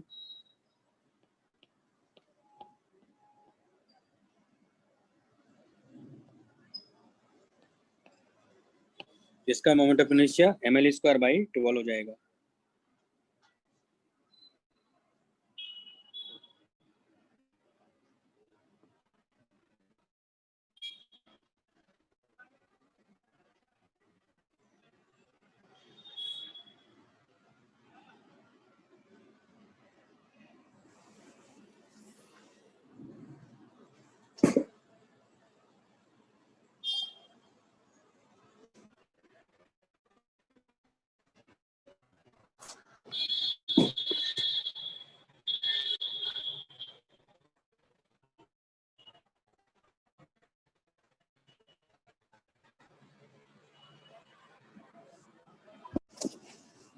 फिफ्थ देखते हैं,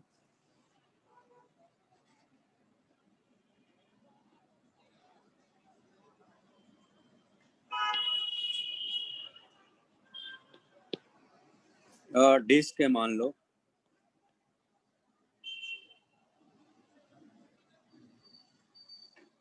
तो इसके प्लेन के परपेंडिकुलर जो एक्सिस है और सेंटर ऑफ मास से पास होने वाली जो एक्सिस है उसके अबाउट,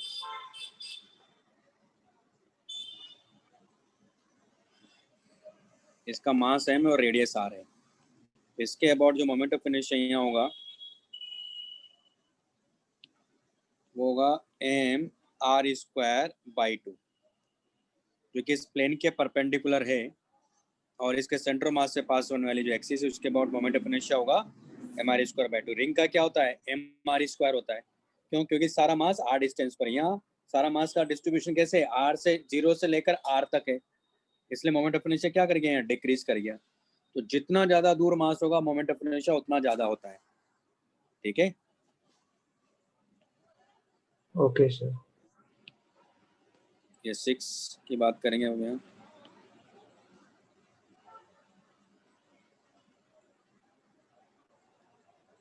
तो सॉलिड सिलेंडर ले लेते हैं।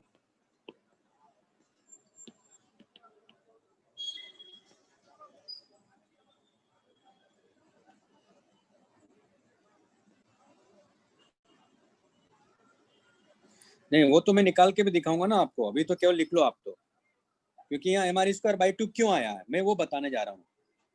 ये नहीं कि इसलिए कि वो 0 से r/2 r तक है, वो नहीं, वो तो मैं बता रहा हूँ कि मास का डिस्ट्रीब्यूशन 0 से लेकर r तक है, इसलिए मोमेंट ऑफ इनर्शिया डिक्रीज कर गया, इसलिए mr²/2 होता है। ये कैसे है वो आपको आगे एक्सप्लेन करूंगा मैं। ठीक है, ये मान लो सिलेंडर है हमारे पास में, सॉलिड सिलेंडर है।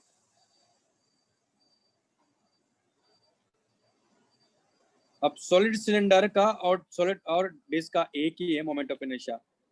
कैसे देखो आप भाई, इस एक्सिस के अबाउट की बात कर रहे हैं हम लोग, इसका भी मास m और रेडियस r है, तो आप स्मॉल स्मॉल डिस्क ले लोगे ना, ऐसे कई सारे डिस्क से मिलके, तो अल्टीमेटली क्या हो जाएगा इसका मोमेंट ऑफ इनर्शिया, यही आ जाएगा mr²। उसी तरह होलो सिलेंडर का देखेंगे आप, होलो सिलेंडर का और रिंग का सेम आ जाएगा। रिंग को एक तरह से खींच के नीचे ले गए हम लोग, जैसे डिस्क को खींच के नीचे ले गए तो पूरा का पूरा आपको क्या मिलेगा, सॉलिड बॉडी मिल गया। उसका मोमेंट ऑफ इनर्शिया क्या होगा, सॉलिड सिलेंडर और डिस्क, तो दोनों के एक्सिस के अबाउट जो मोमेंट ऑफ इनर्शिया होगा सेम होता है। यहाँ भी इसके एक्सिस के अबाउट बात कर रहा हूँ मैं, मेरे ख्याल से पॉइंट मारा होगा, है ना। तो सॉलिड सिलेंडर के केस में भी mr²/2 होगा, डिस्क के केस में भी। उसी तरह रिंग और हॉलो सिलेंडर का मोमेंट ऑफ इनर्शिया सेम होगा।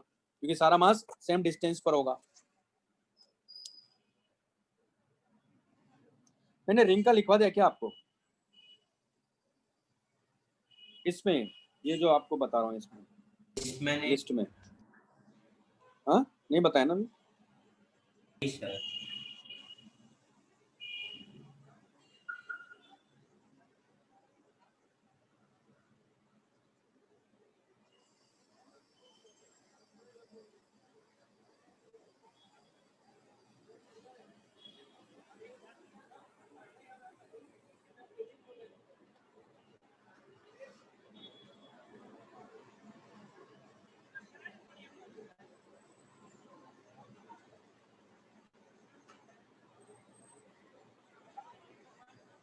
लिख लिया नहीं हाँ सर, लिफ्ट लिख वाला?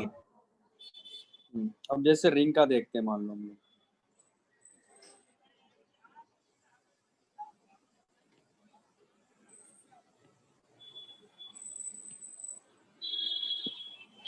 तो रिंग का क्या होता है?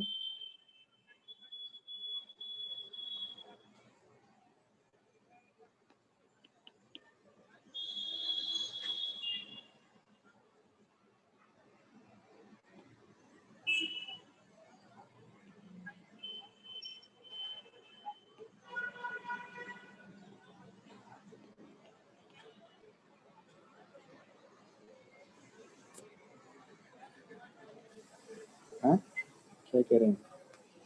इसका कितना हो जाएगा? mr square.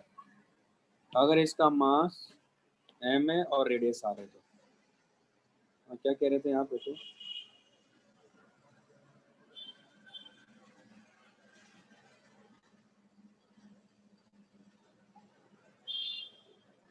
Angle of rotation ये क्या होता है?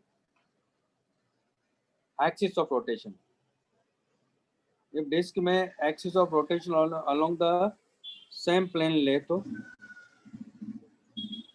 सेम प्लेन वो बताएंगे आपको आगे, उसके प्लेन के अबाउट क्या होगा, इस सब के बारे में आपको थ्योरम पढ़ाऊंगा ना मैं, उसके बाद बताऊंगा।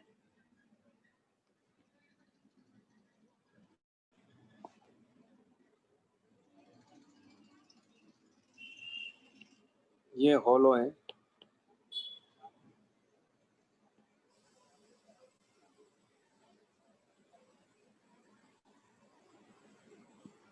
तो ये ऐसा हो जाएगा।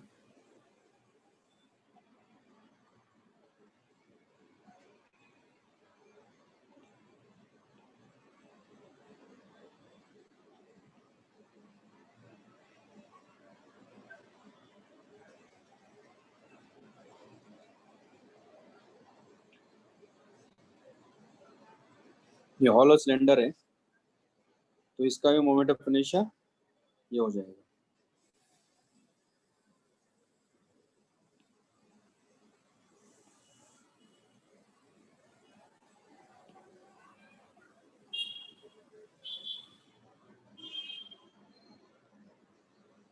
ठीक है,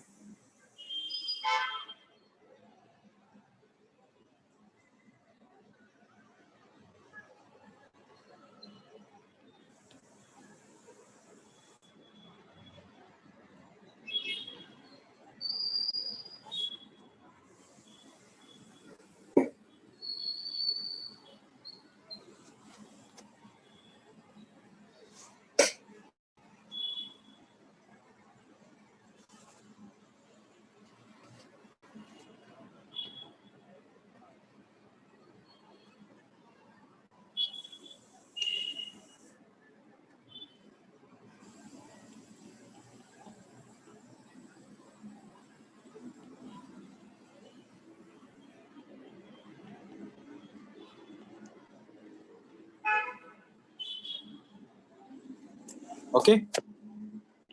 नेक्स्ट 9th,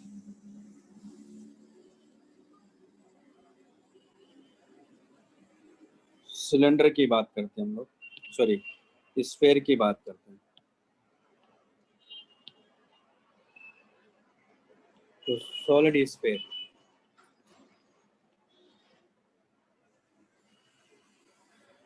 पूरा कंप्लीटली सॉलिड है, इसके डायमीटर के अबाउट इसका मास m है, रेडियस r है, तो मोमेंट ऑफ इनर्शिया होगा इसका 2/5 mr²।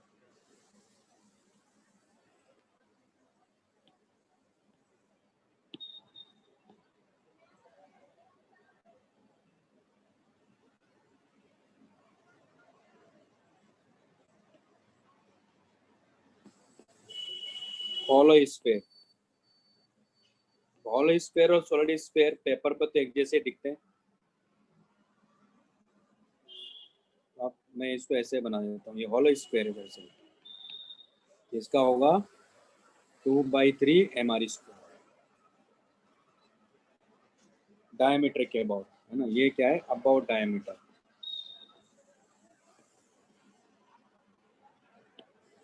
यहाँ भी अबाउट डायमीटर है।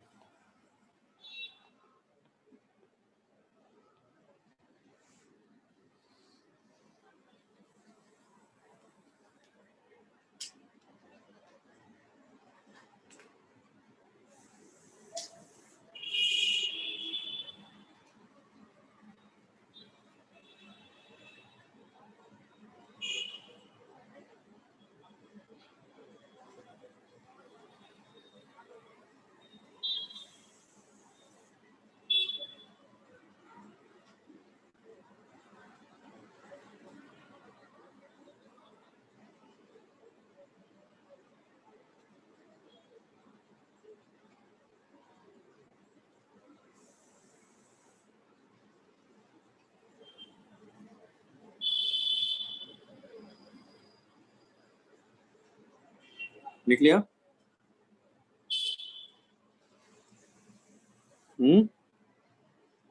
Yes sir. हाँ सर, लिख लिया। 11 सॉलिड कॉन,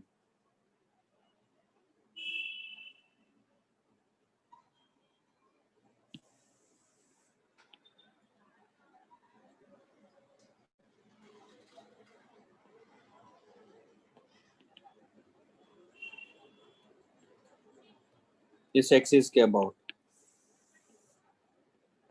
जहाँ ये रेडियस r है, इसका मोमेंट ऑफ इनर्शिया होगा 3/10। ठीक है, इस एक्सिस के अबाउट जो दिया है, हॉलो कॉन।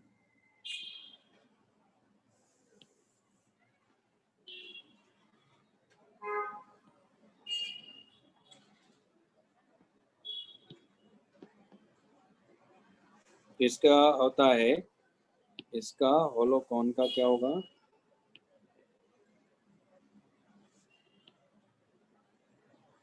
हॉलो कॉन मतलब बर्थडे केक की बात कर रहा हूँ मैं।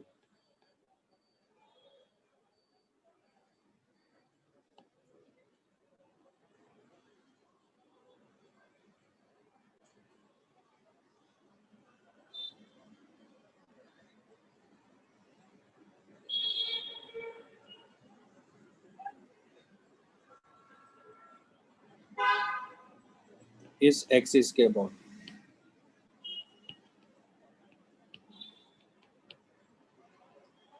ये रेडियस r, इसका मास है। अगर आप इसको पूरा पिचका दोगे तो अल्टीमेटली ये डिस्क की तरह बिहेव करेगी ना। तो हॉलो कॉन और डिस्क और solid cone, sorry, hollow cone, solid cylinder और डिस्क, इन तीनों का मोमेंट ऑफ इनर्शिया सेम होता है।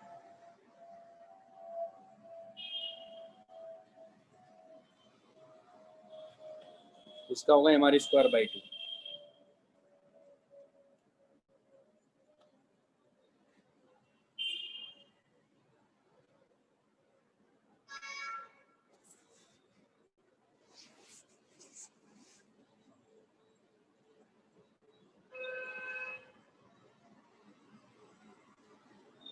ये सॉलिड कॉन का लिख लिया?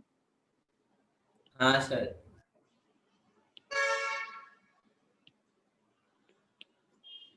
नेक्स्ट हमारे पास में रेक्टेंगुलर लेमिना,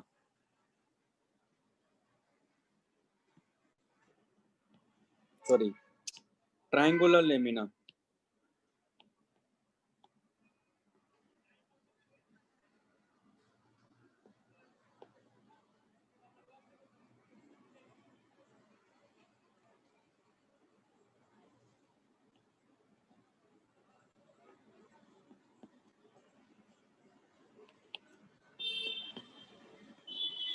तो इसमें क्या देखना है आपको, यहाँ से ये परपेंडिकुलर, इसका एक से इसका, ऐसे भी क्वेश्चन लेके भी दिखाऊंगा मैं इसमें। तो ये जो डिस्टेंस है यहाँ से यहाँ तक, ये इसके एक अपेक्स जो है उसकी, क्योंकि दो अपेक्स तो यहीं लाई कर रहे हैं इसके एक्सिस पर ही, तो ये जो परपेंडिकुलर डिस्टेंस है ये अगर h है मान लो, इसका मास m है, इसका मोमेंट ऑफ इनर्शिया इसके अबाउट होता है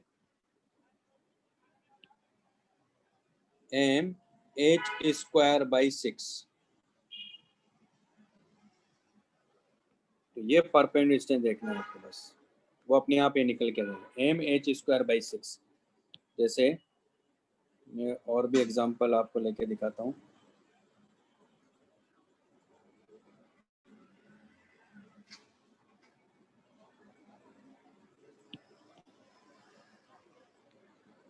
जैसे मान लो एक और एग्जांपल मैं ले रहा हूँ, अगर ऐसा ऐसा दिया होता मान लो ये,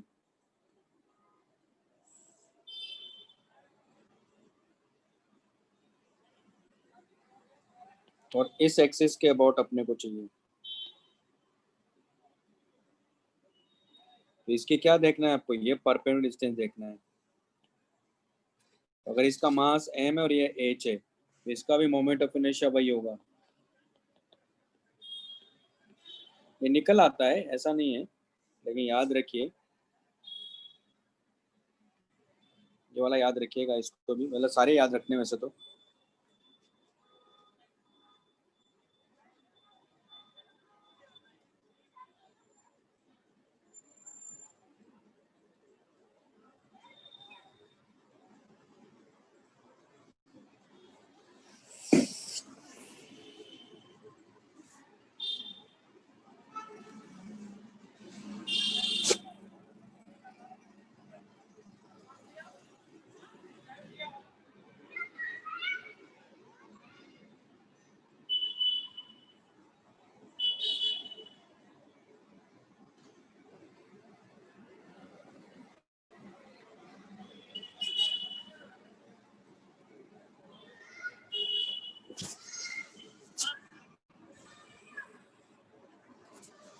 लिख लिया भाई सबने?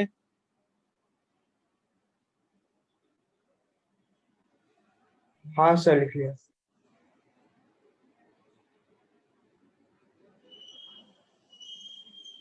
नेक्स्ट है हमारे पास में parallel axes theorem.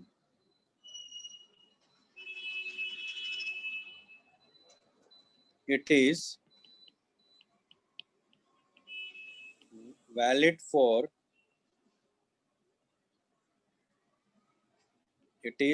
for all types of bodies. All types of bodies. All types of bodies मतलब ये थ्योरम जो प्लेन लेमिनाज है उसके लिए भी वैलिड है, लीनियर जो बॉडी है उसके लिए भी वैलिड है, यानी 2 डायमेंशन 3 डायमेंशनल है ना, 1 डायमेंशनल, हर एक बॉडी के लिए वैलिड है ये थ्योरम। क्योंकि परपेंडिकुलर एक्सेस थ्योरम सबके लिए वैलिड नहीं है, लेकिन ये सबके लिए वैलिड है, 1D 2D 3D सबके लिए। ओके, तो मैं ऐसी एक बॉडी ले रहा हूँ जो कि 3 डायमेंशनल है, लेकिन इस पे तो शो नहीं कर सकता मैं, ये तो पेपर है, मतलब कहने का मतलब व्हाइट बोर्ड है, तो इस पर कैसे क्या करेंगे, अब हम लोग थोड़ा विजुलाइज करेंगे यहाँ। तो मैं मान लो ये कोई बॉडी में ले रहा हूँ, ये 3 डायमेंशनल बॉडी है मान लो, और इसका सेंटर मास यहाँ है, यहाँ से पास होने वाली जो एक्सिस है इसकी,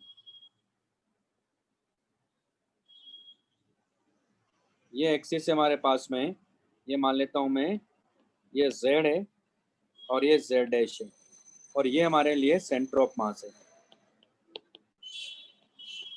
और इस पूरी बॉडी का मास, टोटल मास कैपिटल M है। ठीक, तो मैं क्या कर रहा हूँ, ये हमारे पास में x एक्सिस है, तो z एक्सिस इधर होगा, सॉरी y एक्सिस इधर होगा, है ना, तीनों म्यूचुअली परपेंडिकुलर एक्सिस है, और ये रिजिड बॉडी है हमारे पास में। तो क्या कर रहा हूं मैं, इसमें एक ith पार्टिकल में ले रहा हूं, यहाँ क्या ले रहा हूं, ith पार्टिकल, लेकिन हमने कहा पैरेलल एक्सिस थ्योरम, तो पैरेलल एक्सिस थ्योरम मतलब एक और एक्सिस बनाएंगे जो जेड जेड डैश एक्सिस के पैरेलल है, क्योंकि जेड जेड एक्सिस जो है वो सेंटर मास से पास हो रही है। तो इस थ्योरम में एक एक्सिस को सेंटर मास से पास होना जरूरी है और एक दूसरा एक्सिस जो कि उसके पैरेलल होना चाहिए, जिसके अबाउट हमें मोमेंट ऑफ इनर्शिया फाइंड करना है। तो वो एक्सिस से मान लो ये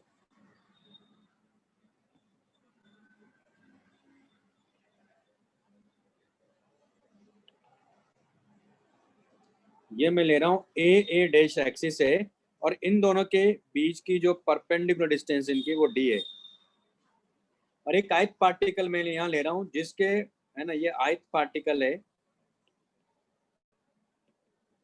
जिसका मास mi है और इसके कोऑर्डिनेट में ले रहा हूँ यहाँ xi, yi, zi। इस ith पार्टिकल के जो कोऑर्डिनेट है हमारे पास में वो xi, yi, zi है, ठीक है। अब मैंने क्या कहा, ये 3 डायमेंशनल बॉडी है, तो मैंने कोऑर्डिनेट भी उस हिसाब से लिए हैं। अच्छा, इस पॉइंट के कोऑर्डिनेट क्या होंगे यहाँ, इस पॉइंट के कोऑर्डिनेट है d, 0, 0। तो अब इस ith पार्टिकल का z z डैश एक्सिस के अबाउट मोमेंट ऑफ इनर्शिया क्या लिखूंगा, देखो i z z डैश, तो परपेंडिकुलर डिस्टेंस, तो परपेंडिकुलर डिस्टेंस क्या हो जाएगी इसकी, यानी ये वाली डिस्टेंस देखेंगे, इसका मतलब इसके कोऑर्डिनेट क्या होने चाहिए यहाँ 0, 0, zi होना चाहिए, तभी तो परपेंडिकुलर डिस्टेंस बनेगी। ये विजुअलाइज हो रहा है सबको मैंने क्या कहा? हाँ हाँ? सर। ठीक है ना। तो ith पार्टिकल है ये हमारे पास में, इसको पॉइंट P मान लेता हूँ, इसको पॉइंट Q मान लेता हूँ, है ना। और एक और पॉइंट है यहाँ देखो, तो पहले ये देख लेते हैं तो क्या मिलेगा अपने को इसका moment of inertia, mi o q का होल स्क्वायर होगा कि नहीं होगा, इस पार्टिकल का उस एक्सिस के अबाउट मोमेंट ऑफ इनर्शिया ये होगा। यानी मैं इसको अगर समीशन लेता हूँ तो इसका भी समीशन लूंगा, तो ये हमारे पास हो जाएगा लेकिन ICM, क्योंकि एक्सिस सेंटर मास से जा रही, इसलिए मैंने बोल दिया इसको ICM। ये लिख लो पहले।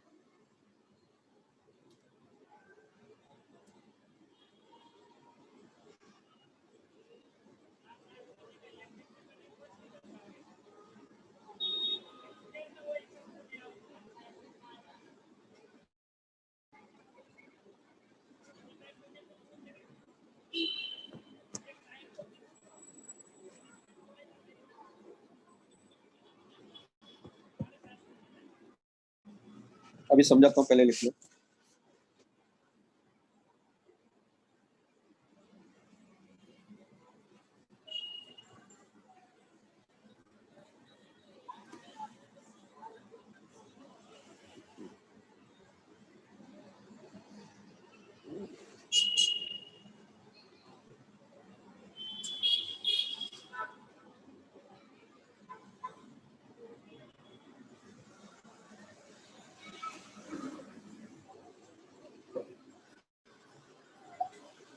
लिख लिया सर।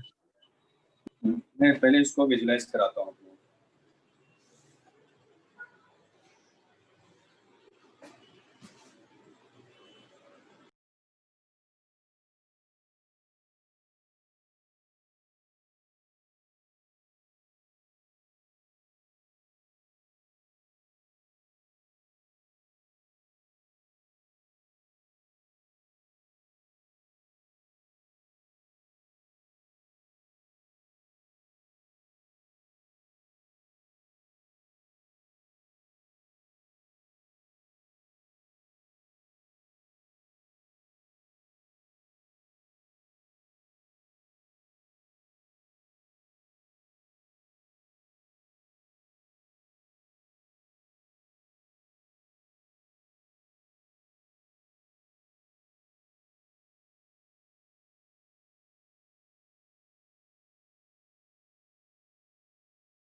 सर आपका सर आप माइक बंद। म्यूट पे हो। अभी ये गिटार दिख रहा है सबको, देखो, हाँ सर। है ना? सर तो मैं क्या कर रहा हूँ यहाँ, इस गिटार को ऑब्जर्व करिए। तो मैं जो एक एक्सिस है ना, वो यहाँ से ले रहा हूँ, मान लो यहाँ से, ये एक्सिस, ये जेड जेड एक्सिस बता रहा हूँ मैं। ये क्या है? जेड जेड डैश एक्सिस से मान लो। और दूसरा एक्सिस जो है मैं यहाँ ले रहा हूँ, यहाँ ले रहा हूँ। तो एक एक्सिस यहाँ है जो कि जेड जेड एक्स एक्सिस है, और ये एक्सिस मैं एक यहाँ ले रहा हूँ जो कि ये विजुलाइज हो रहा है ना, ये दोनों पैरेलल है ना?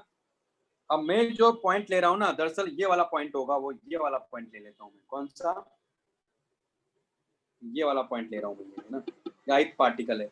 तो आप ये देखो, जो एक्सिस है वो यहाँ से ऐसे पास हो रही होगी ना, देखो ये ऐसे जा रही होगी। तो मैं क्या कर रहा हूँ कि अगर ये पॉइंट में 0,0 लिया मैंने, मान लो ये वाला पॉइंट, ये 0,0 लिया, तो ये हमारा क्या हो जाएगा इधर, ये जेड आई हो जाएगा ना, क्योंकि जो पार्टिकल है वो यहाँ कहीं पार्टिकल है। तो जेड आई, तभी तो परपेंडिकुलर डिस्टेंस देखेंगे ना हम लोग यहाँ से, और इससे भी परपेंडिकुलर डिस्टेंस देखूंगा मैं। इसका मतलब तभी तो इसके कोऑर्डिनेट यहाँ से क्या ले रहा हूँ मैं, यानी यहाँ के जो कोऑर्डिनेट में ले रहा हूँ, वो कोऑर्डिनेट क्या ले रहा हूँ, 0,0 जेड आई लिया ना मैंने। क्यों? क्योंकि इसका ओरिजिन मैं नीचे से मान रहा हूँ, यहाँ से एक तरह से। ये समझ मारा है? यस तो सर। हमें यहाँ से परपेंडिकुलर डिस्टेंस देखना है, ले रहे। फिर उसके बाद इस एक्सिस से परपेंडिकुलर डिस्टेंस देखना है आयत पार्टिकल की। तो इसके अबाउट मोमेंट ऑफ इनर्शिया लिख लेंगे। तो इस एक्सिस और इस एक्सिस, यानी ये जो एक्सिस है हमारे पास में, और इसी के पैरेलल एक्सिस यहाँ ले रहा हूँ मैं, क्लियर है? तो ये तो सेंटर मास से जा रही है एक्सिस, और ये यहाँ से जा रही है, क्लियर? तो ये जो डिस्टेंस में ले रहा हूँ, ये डी डिस्टेंस है। समझ में आ रहा है? हाँ सर। तो ऐसे ही किया मैंने।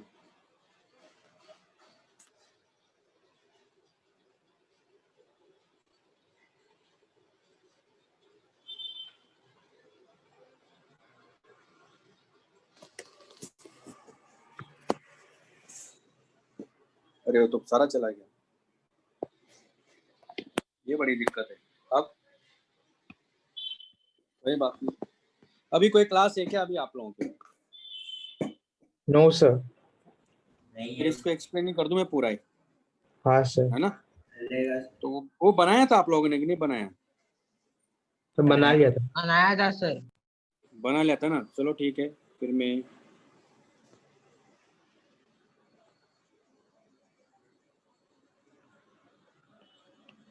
ये जेड डैश है, ये एक्स एक्सिस है,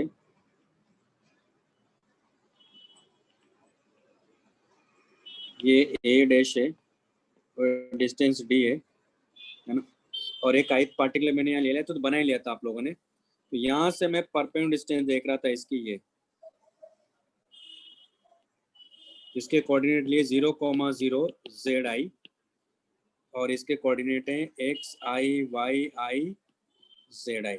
ओके, अब यहाँ से भी देखेंगे इससे परपेंडिकुलर डिस्टेंस। तो ये क्या माना था हमने, क्यू, और ये पी था, और ये आर था मान लो, ये भी 90 डिग्री। तो इसके कोऑर्डिनेट क्या हो जाएंगे अब? इसके कोऑर्डिनेट हो जाएंगे D comma 0 comma Z I. ये विजुलाइज हो आप, हाँ क्योंकि ये sir. Along the x axis है ये, है ना?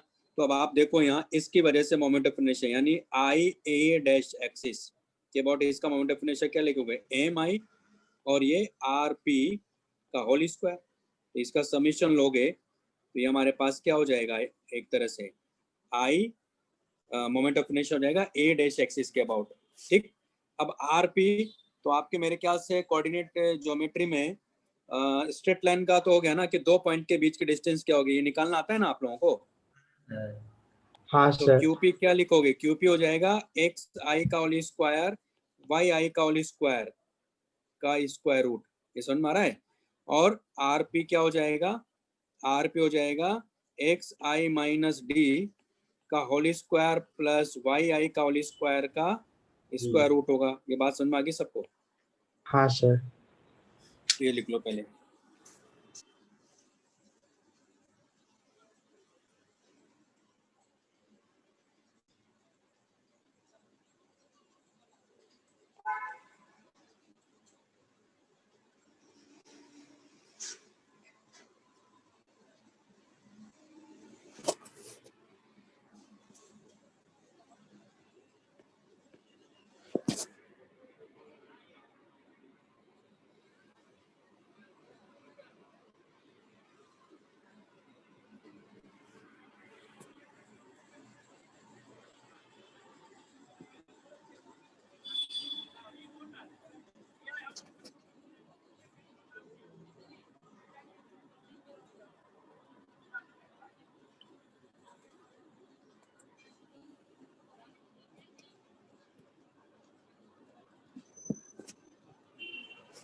लिख लिया ना? नहीं सर, एक मिनट। ये फिगर तो हटा दो ना। हाँ सर, लिख लिया।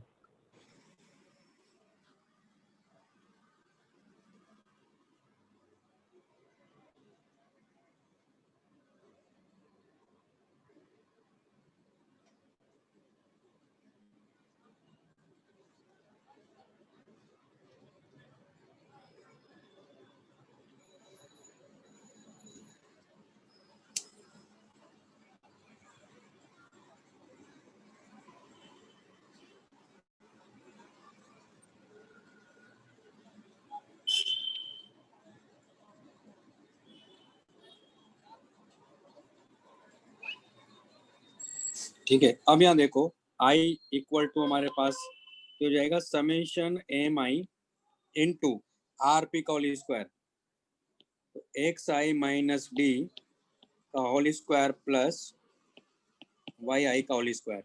इसको क्या ले सकते हैं, समेशन एम आई हो जाएगा एक्स आई का whole square plus d square minus 2xi d plus y i का होल स्क्वायर।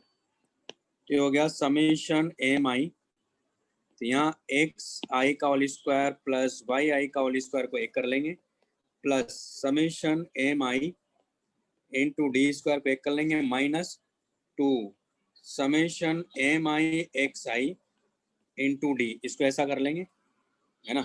अब वहां देखो आप क्यू पी को लेकर देखो, अब क्यू पी क्या था,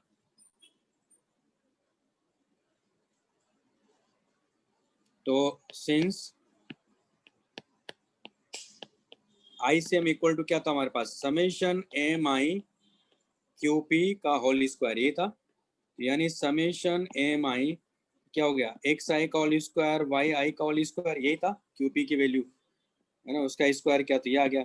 अब यहाँ देखो ये क्या है, तो हमारे पास आई, तो therefore I equal to क्या हो गया, आई सी एम प्लस ये क्या है, ये total mass into D square minus, आप यहाँ देखो 2 into summation m i x I into D, ये क्वांटिटी क्या है मालूम है, यहाँ जीरो, कैसे समझाते हैं, क्योंकि X C M equal to क्या लिखोगे आप, m1x1 plus m2x2 and so on divided by m1 plus m2 plus so on लिखोगे, लेकिन xcm ये तो जीरो ही है ना, जो सेंटर ऑफ मास हमने लिया है वो तो 0,0 पे लिया हुआ है, हाँ तो सर। xcm क्या हो गया, जीरो। xcm जीरो होने का मतलब क्या हुआ, summation m i x i by summation m i, इसका मतलब क्या हुआ कि summation m i x i equal to zero हो गया, इसलिए ये जो क्वांटिटी यहाँ, ये वाली क्वांटिटी, ये पूरी क्वांटिटी क्या हो गई यहाँ, जीरो हो गई, ये लिख लो पहले।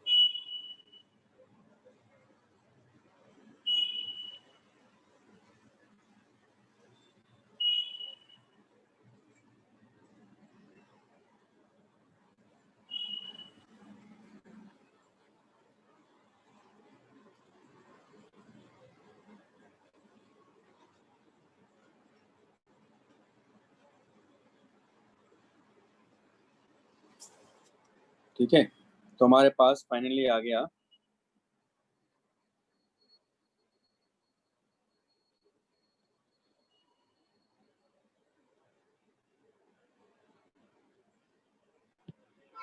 तो I C M equal to ICM plus MD square.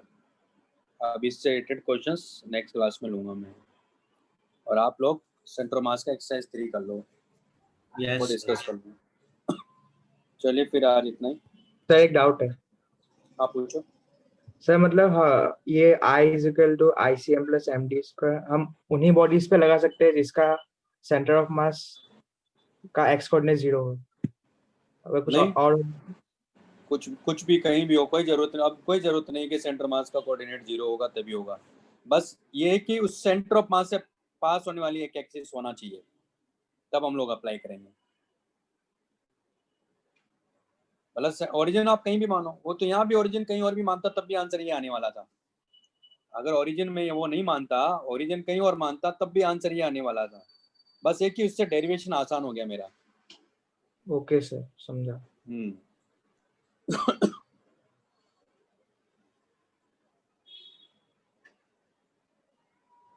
चलिए फिर, okay, bye bye. Bye sir. Bye sir. Bye bye bye bye bye bye.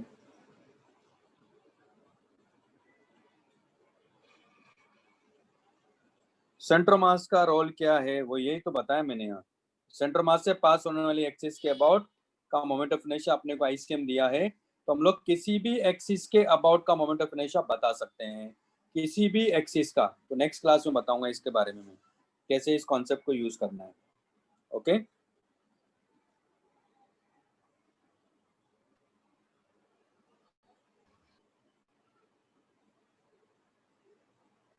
Bye sir. Bye bye bye bye.